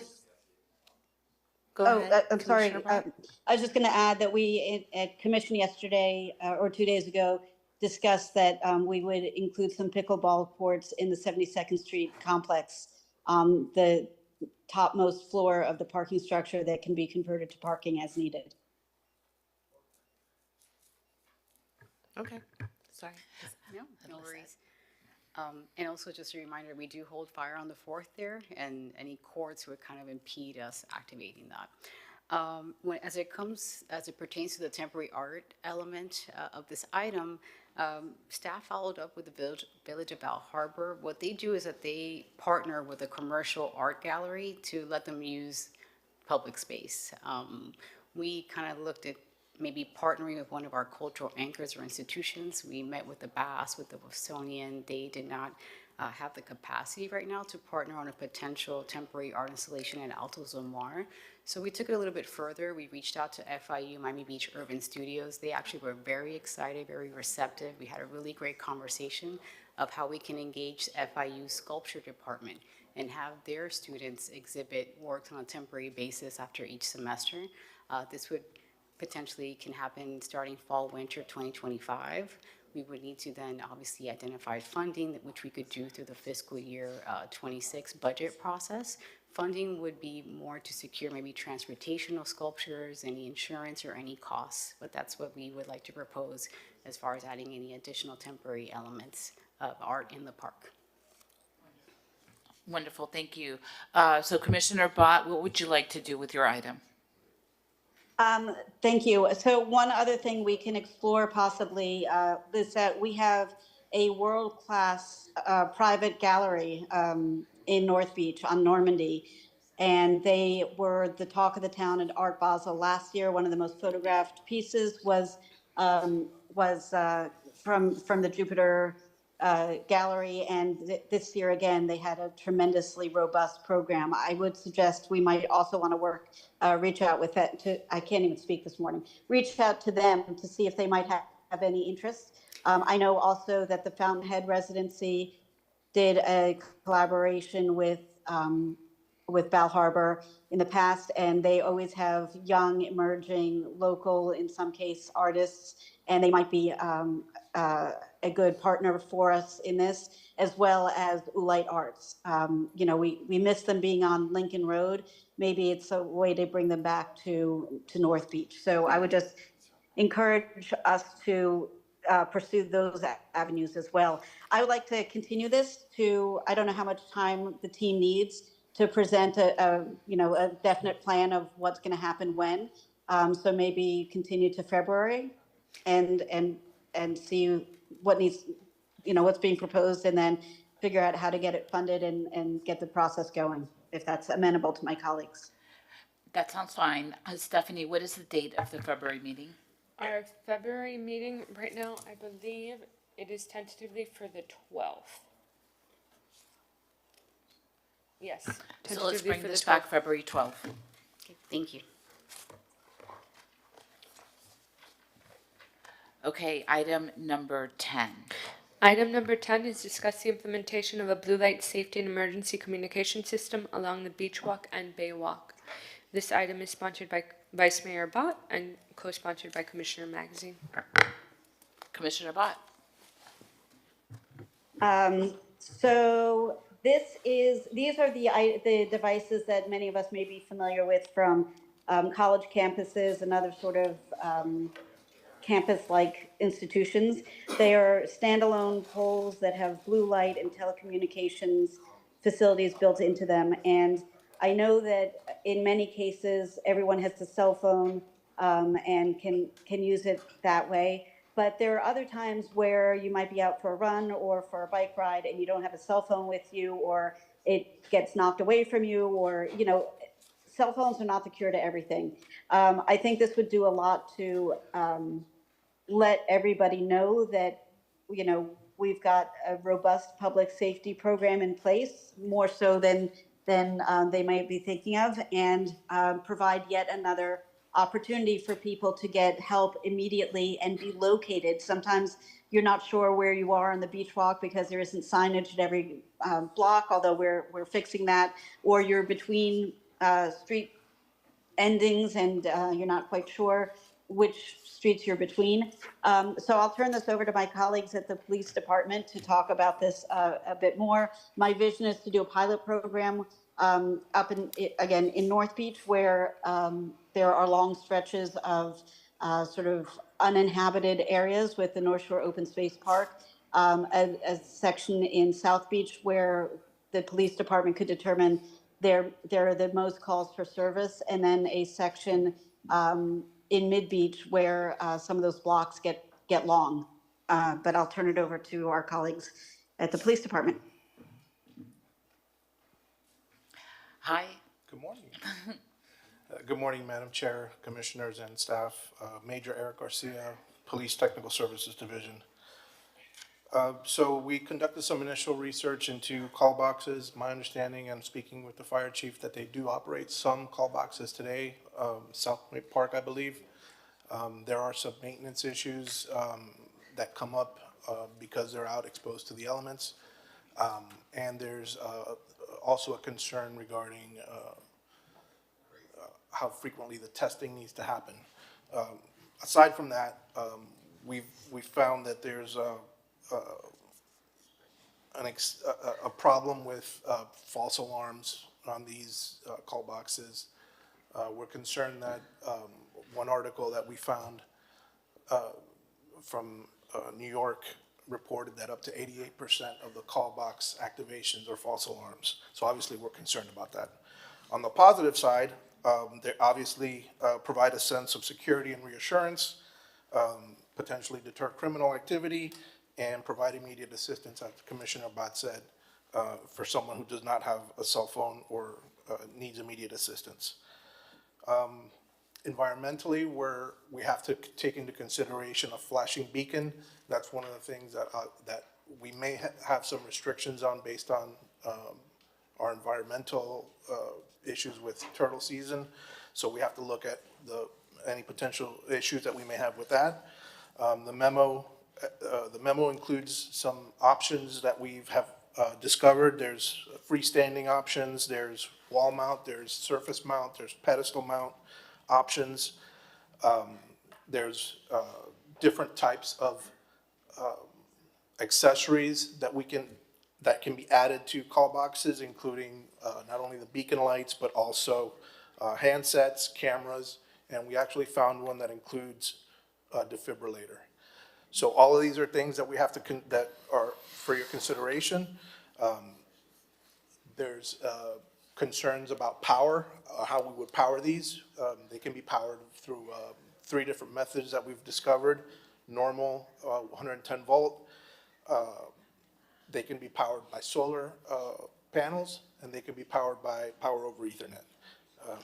There's also options for communications. They can communicate via cell phone. They can communicate via normal landline, and they can communicate via internet IP networking. So the price, as you can imagine, varies greatly depending on what options are chosen. But we found that from the basic models, go from approximately $2,000 and can go up to $10,000 or more for each device based on the options chosen. So we're here today to get some further guidance from the committee. Whatever you guys decide you want me to dig deeper into, look into, we can provide some kind of more accurate financial quote on what it would cost to conduct a pilot. Just as you all know, we have 87 blocks of beach walk, bay walk also. Not 87 blocks, but a significant amount of bay walk. So whatever the limitations of the pilot are, we will bring back something that financially falls within the amount that you guys would like to see. And Fire Chief is here. Hi, Chief. Hey, how are you? Fire Chief Dignabello. So yeah, we do have 4 call boxes at the fire stations. That's where we primarily have them as a backup line, which will go coincide with should anyone come to a fire station or the fire trucks are not there for whatever reason, they press the button, it's an automatic call to the 911 center. And as far as the maintenance, what we do is on every Sunday, we do a call down to every fire station, make sure it's working and all the elements haven't impacted. When it does get impacted, we have to call the vendor to come out and fix it, and it can be very labor intensive if that's something that's expected from fireside. As far as our infrastructure and how it's connected to us with the 911, it's already set up to work as it's intended. So we just ask that someone handles, and they would have to call each one independently on a weekly basis as per statute to ensure that it's working properly. Commissioner Suarez. Thank you, Madam Chair. What was the percentage again of the? We found an article that False reported from New York that said 88% of the calls from call boxes were false alarms. Now, that's not saying that 88% of calls were false alarms, but 88% of calls from call boxes were false alarms. Were there any stats on how effective it was for the what about the 12%? The article did not reference those. Those are obviously actual calls for service. So how spread out would these call boxes be? It just depends on how much money you want to spend, Commissioner. Yeah, they can be placed as close or as far apart as we determine would be necessary.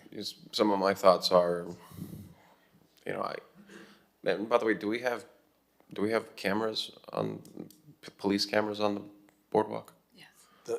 The beach walk has current cameras on it, and we're expanding as we go. It's not fully covered yet, but every section of the beach walk from about 3rd Street to 87th is funded and under construction. And when we have our real-time crime center that's going up, there's going to be a live person looking at those cameras? There will be a live person most times of the day, but their job is not necessarily to be looking at beach walk cameras full-time. They're going to be operating as to provide assistance to police operations, whether that be 911 calls that are in other parts of the city or on the beach walk. Yeah, I have a little concerns about this idea. I mean, I think, it is going to be very expensive. I think it's not going to be cheap. And I would rather spend that money on more police who are dedicated for the beach walk.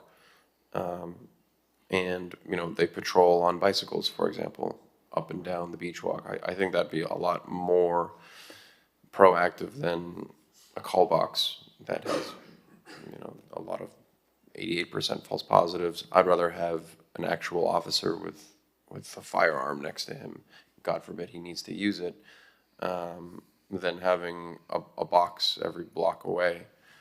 It's I don't know, it seems a little too much. I'd like to see what my other colleagues think about it. Well, Commissioner, I felt the same way, and I did initial research, and a lot of universities are even moving away from these types of things because of all of the false positives. But respectfully, I'd like to hear from the sponsor of the item to see what she wants to do next with it. Or the co-sponsor, Commissioner Magazine. Hopefully, Commissioner Bach can jump back on, but while I think it's a good idea, still think it's a good idea, I'm not going to go against if the professionals that do this day in, day out are making a recommendation, especially with some of the other tools in our toolkit that will be coming online with the manning of the real-time data center, the cameras and things like that. It does give a good sense of security. Now, whether that's worth the bang for the buck, I'm going to leave that in the hands of the experts. Is there an economic analysis? I mean, how much is each box? So, Commissioner, it depends on how many features we add to it. Solar panels, beacon lights, cell phone communications, an AED defibrillator, all those add up to make, and also depending on the style that is selected. What's the Rolls Royce of a call box? They can go up to $10,000 each or above, depending on options. And what would be This is pre-construction costs, not including construction costs. So the recommendation, I was just looking it up online, the recommendation is about every 500 feet, every light pole. Is what every you- 500 feet? And how many miles, or how many? We're 8.8. 8 linear miles. And Well, 1.1. I'm sorry, I'm assuming it won't be the whole beach walk, but there's certain sections, like in mid-beach, right? I don't know, that's a lot of money. Should we move it to the full commission so that we can refer it to finance and get more details on costs and then make the final decision there? Yeah. Commissioner Magazine? Sure. Commissioner Can I Vaughn? jump in? Okay. I would actually like to continue this till next month, and, you know, we're getting an overview. We don't have any recommendation at this point. There are too many variables, and I would prefer to have a month to work with our colleagues and identify how many we would be considering doing for a pilot program. We're obviously not talking about putting one every 500 feet until and unless we determine if it's useful. I'm also not sure that New York and Miami Beach are going to yield the same equivalent number of false positives. I'd like to have a more in-depth conversation with our colleagues about that. So before we move it out of this committee, I'd like to have another bite at the apple to try to get a more defined proposal rather than something that's this nebulous. I understand that there are reservations. I understand that it could get very expensive, but I'd like to not finish this conversation just yet. We'll continue it to January 29th. Thank you so much. And now number 11. Okay, item number 11 is discuss expanding the capabilities of Public Safety Communication Division to support calls regarding suspected human trafficking in the city of Miami Beach. This was sponsored by Commissioner Fernandez and co-sponsored by Commissioner Dominguez. Commissioner Fernandez. Thank you, Madam Chair. And I'm pleased to be sponsoring this item with you. We both attended a meeting of our, oh my Human goodness. Rights Council. Human Rights Committee, of our Human Rights Committee, that has been very much dedicated and focused on addressing the devastating crime of human trafficking. And I want to highlight that our city has long been committed to ensuring the safety and the well-being of residents and visitors. And we, in our police department, have a dedicated unit specifically on human trafficking. I think we might be one of the few municipalities that actually have a dedicated unit on human trafficking. And so while the initial idea of this referral proposed establishing a local hotline to address human trafficking reports, I actually want to emphasize that we already have the benefit of having a highly effective and well-established resource for addressing human trafficking through the State Attorney's Office of Human Trafficking. And that task force at the State Attorney's Office has a very successful hotline that's established and that doesn't need to be replicated here. This mechanism, in fact, ensures timely and professional responses and avoids unnecessary duplication of services. The true strength of the proposal that we have on the agenda today lies in training our PSCD personnel, the personnel at the Public Safety Communications Division who answered the 911 calls and the non-emergency line.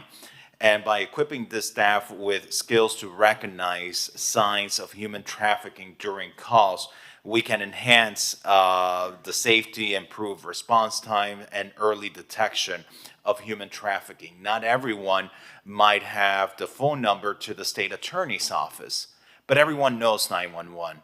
And fortunately, here in the city of Miami Beach, our residents are very familiar with 305-673-7901, our non-emergency number. And we want to make sure that we have tailored training conducted by our human trafficking unit to ensure that every call into our PSCD is handled with the expertise and the urgency that the issues of human trafficking demand. So I want to recognize Major Steve Feldman from our Miami Beach Police Department. I also want to recognize Chief Digna Bello from our fire department, who oversees the PSCD to guide us through this conversation, Madam Chair. Good morning. Thank you. Good morning, Steve Feldman, Criminal Investigations Division. Commissioner, I want to thank you for bringing this item because it helped us identify what we had in place and what we want to do. Coincidentally, we ran some tests, and you're correct, there's a lot of numbers out there because this is a very important issue and people want to address it. But like you stated, the State Attorney's Office has a very robust mechanism in place. Like I said, we ran some tests and the national hotline could use some help. So we just attended on Wednesday the Human Rights Committee meeting and updated them on this referral. Our plan is for January. Well, actually, we have a meeting next week with the state attorney and the Human Trafficking Task Force so that we could leverage January, which is Human Trafficking Awareness Month, to bolster their hotline number, which is 305-FIX-STOP. And in conjunction with the Human Rights Committee, we're going to be launching a campaign for January in preparation of all the upcoming global events that are coming to our area and to our city. So with that, our human trafficking unit, like you stated, is one of the only municipalities in the county that has it.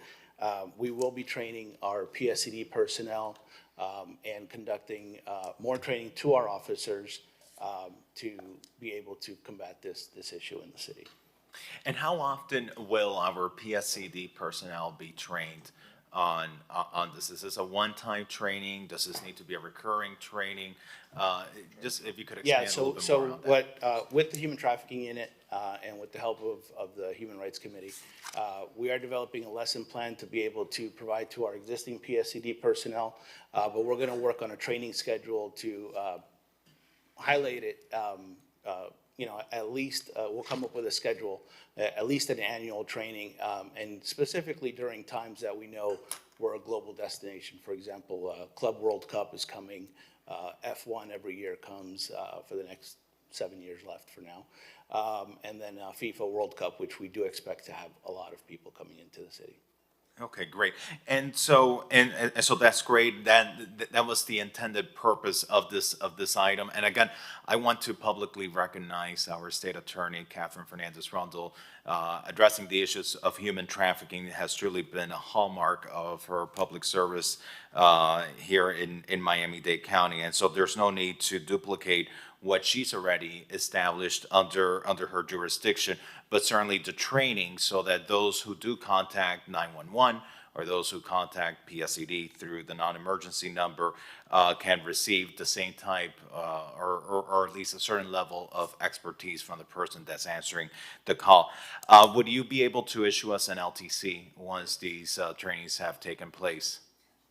That's great. And so, Madam Chair, I think the other prong on this item is the establishment of a city website. It's one of the items that are recommended in the administration's memo, creating a city webpage dedicated to raising awareness about human trafficking, along with a marketing campaign to promote this initiative. I don't know if that's something that would be done through police or if it's the communication department. Your microphone, I'm sorry. They took your access away. We'll be working with our partners in the information technology department. So Commissioner, to echo kind of what you said, I know that, I don't know if you've ever noticed, but at least in the females' bathrooms, there's always a little sign behind the door that says, if you are a victim of X, you can go back to the table and leave a napkin or your cup a certain way, and they've been able to assist women that have been part of that human trafficking aspect of it. On the fire side, that's a training. It's actually a specialized training that we have to provide to our paramedics, because there's different signs that a patient would display if they're, caught in a compromised situation, whether it's with a pimp nearby or, they can't say anything. So those are ongoing trainings that they've continued to elaborate on that, we'll have to partner with police and, give that to the other members of the city, whether it's code or something, so you can identify that. Because, Miami Beach is very unique. You can look at someone and you won't tell, but certain signs are given. Of course. And so at the right time, Madam Chair, I would appreciate it if the committee could entertain a motion back to the City Commission supporting the training of PSCD personnel and the creation of the website and the marketing campaign, and to the mayor and to the chief, keep us, especially Commissioner Dominguez and I, in the loop, especially as you guys engage with the Human Rights Committee. You have here two commissioners who are interested in continuing to champion this item. So just keep us engaged as you engage with the Human Rights Committee, so that we're in the loop on it. Thank you. Commissioner Rosa Gonzalez. I would like to co-sponsor this item. And also there's warning signs, right? Because sometimes I saw a woman coming out of a nightclub the other day being escorted by a man, and she looked like a little slightly inebriated. And I said to myself, I wonder if she just had too much to drink on her own, or if somebody slipped something to her. So we're when stuff like that happens, are we training people to go up and ask some questions? Or? Yeah, there are different signs as far as I know for police and fire. Because they won't tell you. They won't tell you in the back of the rescue truck, and there's different ways, there's different trainings. But, something, a collab that should be considered with the restaurants and the hotels, that they should, if they're not doing it, maybe they should adopt it, whether it's putting those flyers in the stalls of a bathroom. I know in the airport it says, oh, if you're this, and because you don't want to expose it, just like when you call 911 and, you're a victim, you say, oh, can I order a pizza? And it goes down that path that, we're not a pizza. And then you kind of like pick it up, oh, yeah, I want Domino's. And it ends up being someone that's a victim and in human trafficking. You could pass something, Commissioner Fernandez or Commissioner Dominguez, where our hotels and bars have to offer those drink testers. And if you had that, you did pass it? Yes. But is it required? We're actually, that's one of the items that we're still working on. One of our lieutenants is working on that. But to your point, Chief, out of the Human Rights Committee meeting that we had on Wednesday, there is a code of the City of Miami Beach 18-3, which was passed in 2017, which requires additional training and additional flyers to be posted at different businesses, that we're working with code in order to provide that content for the businesses so that they're required to have it. Those are little business cards for drink testers. I passed it after a meeting with Chief Clements on it. That's how long ago it was. So if we could speed it up and get that done, We have some testers that we're looking at. And also, I think that we should have some sort of program just letting the girls, like seniors at Beach High that are going off to college, just say, this is happening. You could be aware these drink testers exist, just so that they know. I mean, because at this point, who knows what you're getting. The guys are the ones that are getting ripped off the most by the women. They're $10,000 Rolexes. My daughter's in school in Europe, and they're very concerned there because people are actually going out with needles onto the dance floor, and they're stabbing the girls, okay, and then taking them out of the clubs, and they're just giving them a little injection right there. It's so scary. Yeah. Madam Chair. One of the things I also want to make sure that I don't forget, it's not just the training of PSCD, but also of our patrol division officers. Because perhaps it might not be evident when someone is calling 911 or non-emergency, but the person who is responding, giving them the training so that they can identify it as well. So whenever the motion is made, if that could be incorporated as well. Sounds good to me. Yep.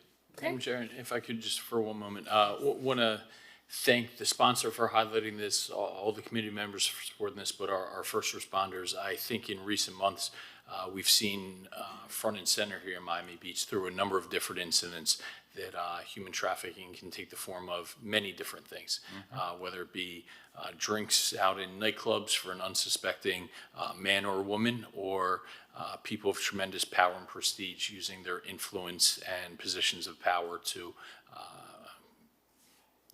many different ways up and down the gamut. I'm not even comfortable repeating here. So thank you for our city for being focused on this.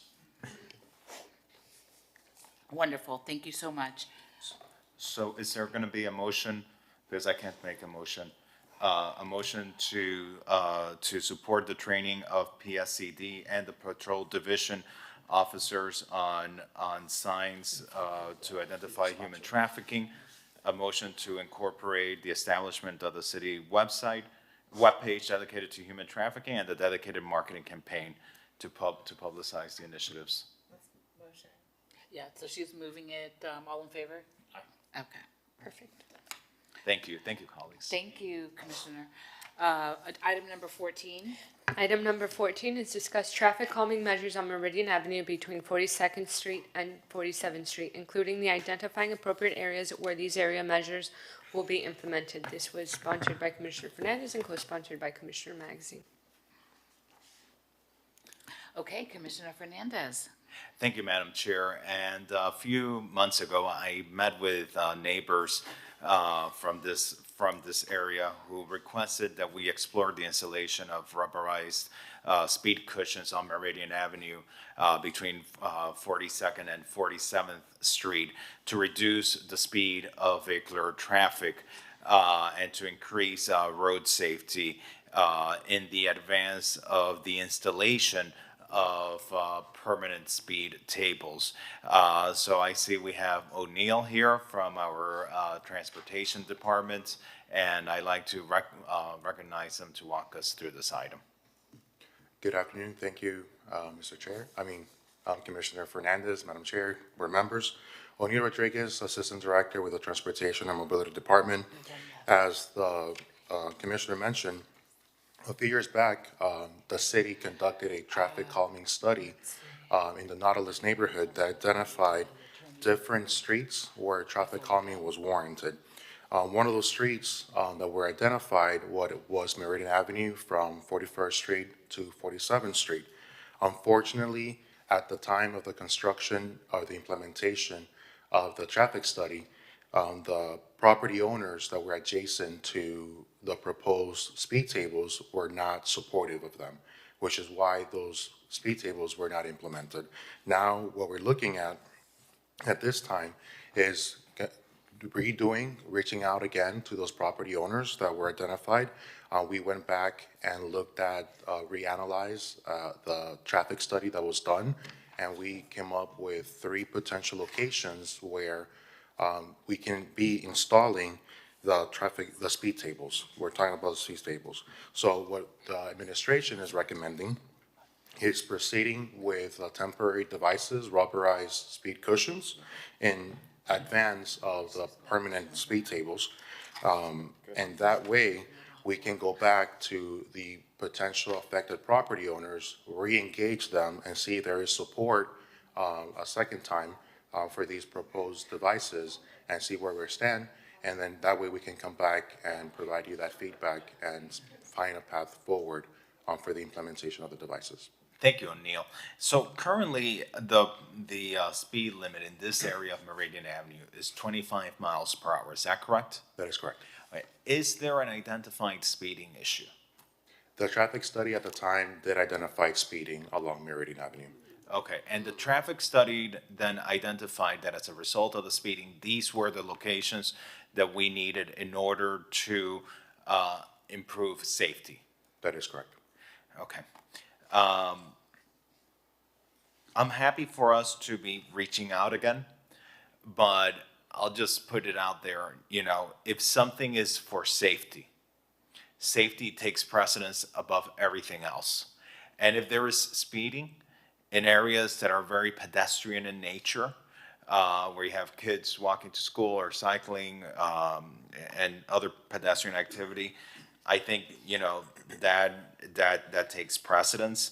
And if there's the ability to do a resolution to proceed with the installation of these speed tables that, based on the study, are needed here to improve safety because of speeding vehicles, I'm happy for us to move forward with that resolution if that's what's needed.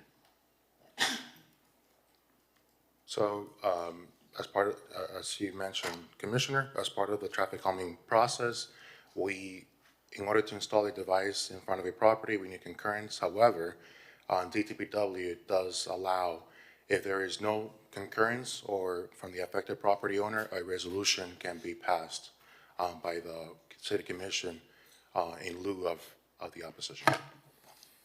So I don't know if it's the will of this committee to make a recommendation to the City Commission based on the daily traffic volume, the 85th percentile speeding, crash data, and complaints received from residents, to proceed with a motion recommending to the full City Commission the installation of the speed tables at the proposed locations from the study and staff. Commissioner Magazine, anything to add since you're a co-sponsor? No, it just that I think this is a fantastic measure, not only for here, but to implement it in multiple areas. I know we had different but similar discussions on Pine Tree Drive that we're going to be continuing. So I think anything that we can do to essentially construct or design our roadways that are essentially conducive to mitigating traffic. It's unrealistic to think every single hotspot that we get told about, well, just put more police, more police. It has to be through better urban planning and urban design. Thank you. So Commissioner Vice Chair Suarez, you moved it? Yeah. All right, so all in favor? Okay. And Madam Chair, just for clarifications, moving forward with temporary rubberized speed cushions.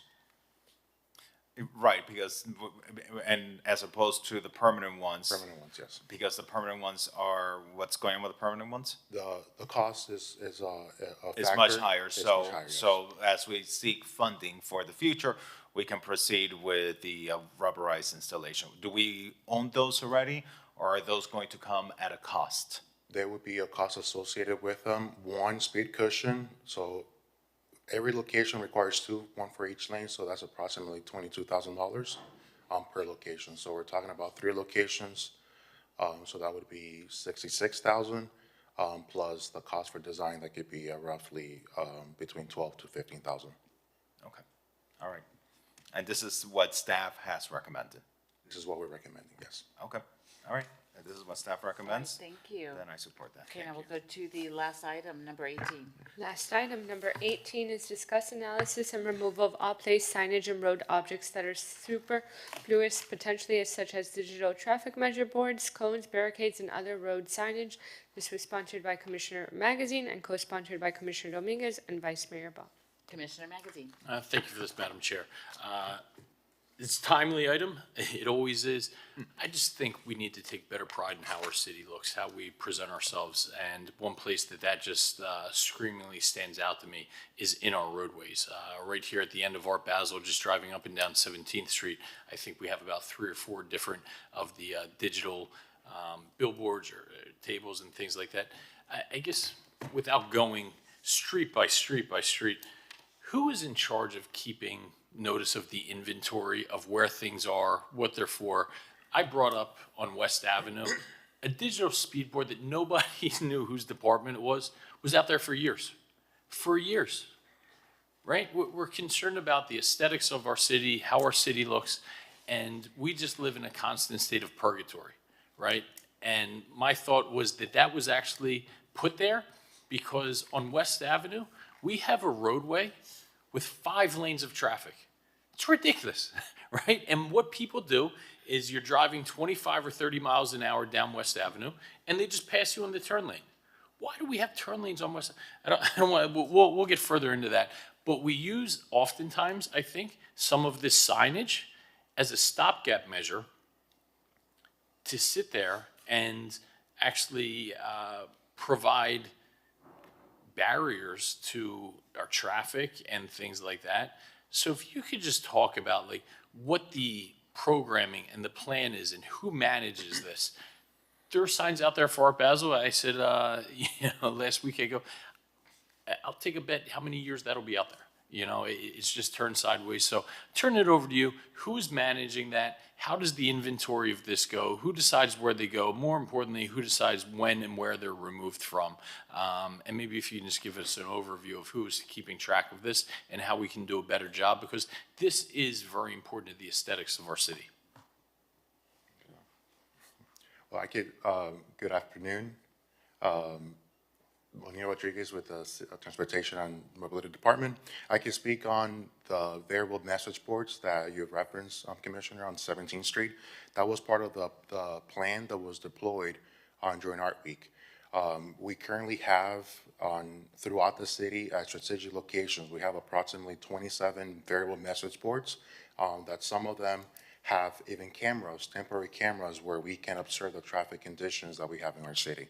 Those 27 trailers are utilized to disseminate traffic messages as they arise throughout the city. For example, if the Julio Toro in the westbound direction, there's an accident that is closing multiple lanes, we program all those 27 VMSs throughout our city, letting the drivers know that Julio Toro is closed. So those are the 27 that we have on our inventory throughout the city.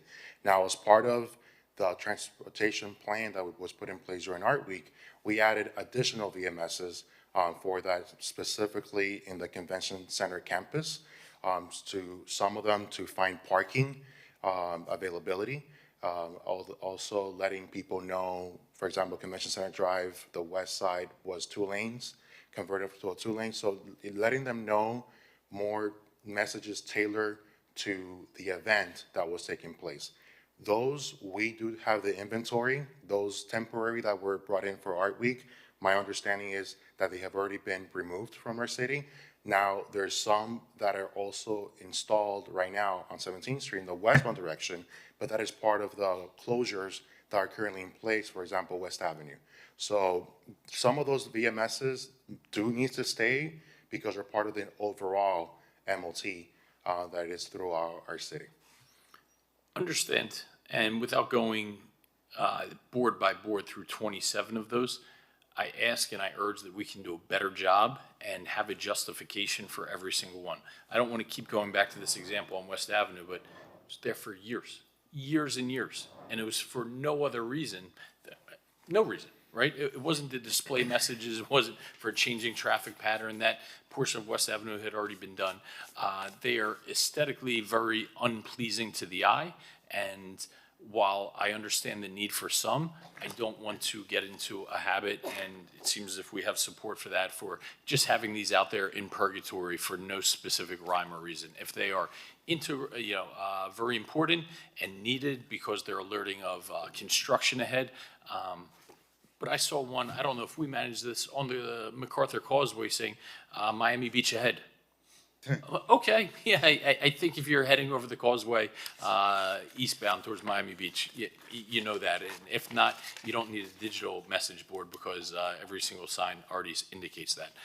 So, upholding safety standards, yes, of the utmost importance, but let's really try and get on top of the management of these and not just have these hanging in purgatory. I agree 100%. What would you like to do with this item? maybe Deputy Chief wanted to chime in. Hi. Morning, everyone, Madam Chair, Commissioners. I just wanted to chime in on some of these trailers out there. Some of them are speed trailers deployed out there on behalf of the police department, one to measure speed. We typically do that at 2 weeks intervals to kind of get an assessment of how many vehicles are traveling through that particular roadway, what time of day we are experiencing more speeding than others, and to get a percentile in range of speed violations, so to speak. And then we provide that data back to the motor squad or other traffic units in the police department so that we can go out there and issue traffic citations as needed. Commissioner, if there are any of them that are out there for an extended period of time, we'll take a look at that and we'll remove them. The idea is to Alton put them Road out in there. Mid-Beach has some Yes. with huge orange barrels around it, and it looks awful. There's Understood. got to be something more modern and aesthetically. And we can take a look at that as well, Commissioner. The idea is just to have them out there for a certain amount of time and then pull them back. So we'll be more mindful of that. We don't want to intrude on the normal flow of traffic unnecessarily. And if I could just, Madam Chair, I get the sense that some of these are being used as stopgap measures for safety precautions for poorly designed roads. So let's think ahead. I want transportation to come be proactive to me. I drive down West Avenue. I have a picture from Art Basel. The streets are so wide, people turn one lane into 2 lanes, right? I'm driving down the street and people are passing me in that lane of traffic. I need transportation to be proactive and sit there and look at our street designs and say, this is what we need from the commission for support here. We cannot have lanes of traffic where they're so wide, they can be used for 2 cars, right? Because what that does is it just encourages people to speed. If we have no need for turning lanes because the street is so infrequently used, right? Let's get rid of that turning lane. We can have a center barrier that is aesthetically pleasing, could actually be used for resiliency because we could have stormwater and wastewater runoff. We could have center barriers like we have in Sunset Harbor with trees. We really need to look at our public rights of way, our roadways. One, better design them for safety and then make them more aesthetically pleasing as well. So I thank all of you. I think we can close this out, but I'm going to be putting more of these with themes like this. This was really intended to get us all on the same page and have this at the forefront of our mind. We should all be taking pride around, yes, maintaining safety is the utmost importance issue, and if you need things temporarily, but not just have these things remain in perpetuity. Madam Chair? Thank you. Yes. I want to thank the Commissioner for sponsoring this item. These are our public right-of-ways, and we also want to make sure that they feel welcoming, that they feel beautiful. And one of the things that I would respectfully ask, aside from this item, but related, we do have a lot of signage throughout the city, a lot of duplicate signage, a lot of signage with old branding, some with new branding, some with old information, others with new information.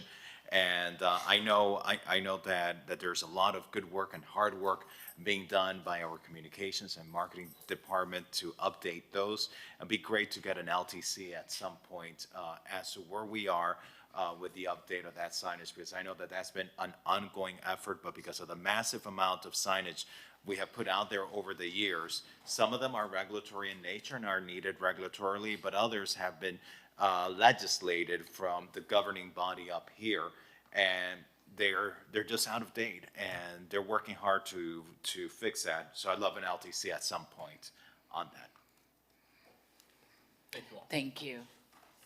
Okay, well, first off, many thanks to my colleagues, and I do want to give a special thank you to the city administration for being so supportive of the Public Safety and Neighborhood Quality of Life Committee.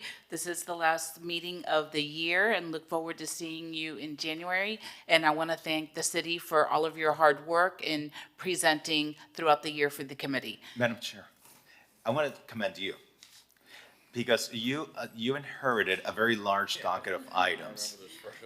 The first meeting, I think we had over 100 items on the docket, and you have been such an efficient and productive chair.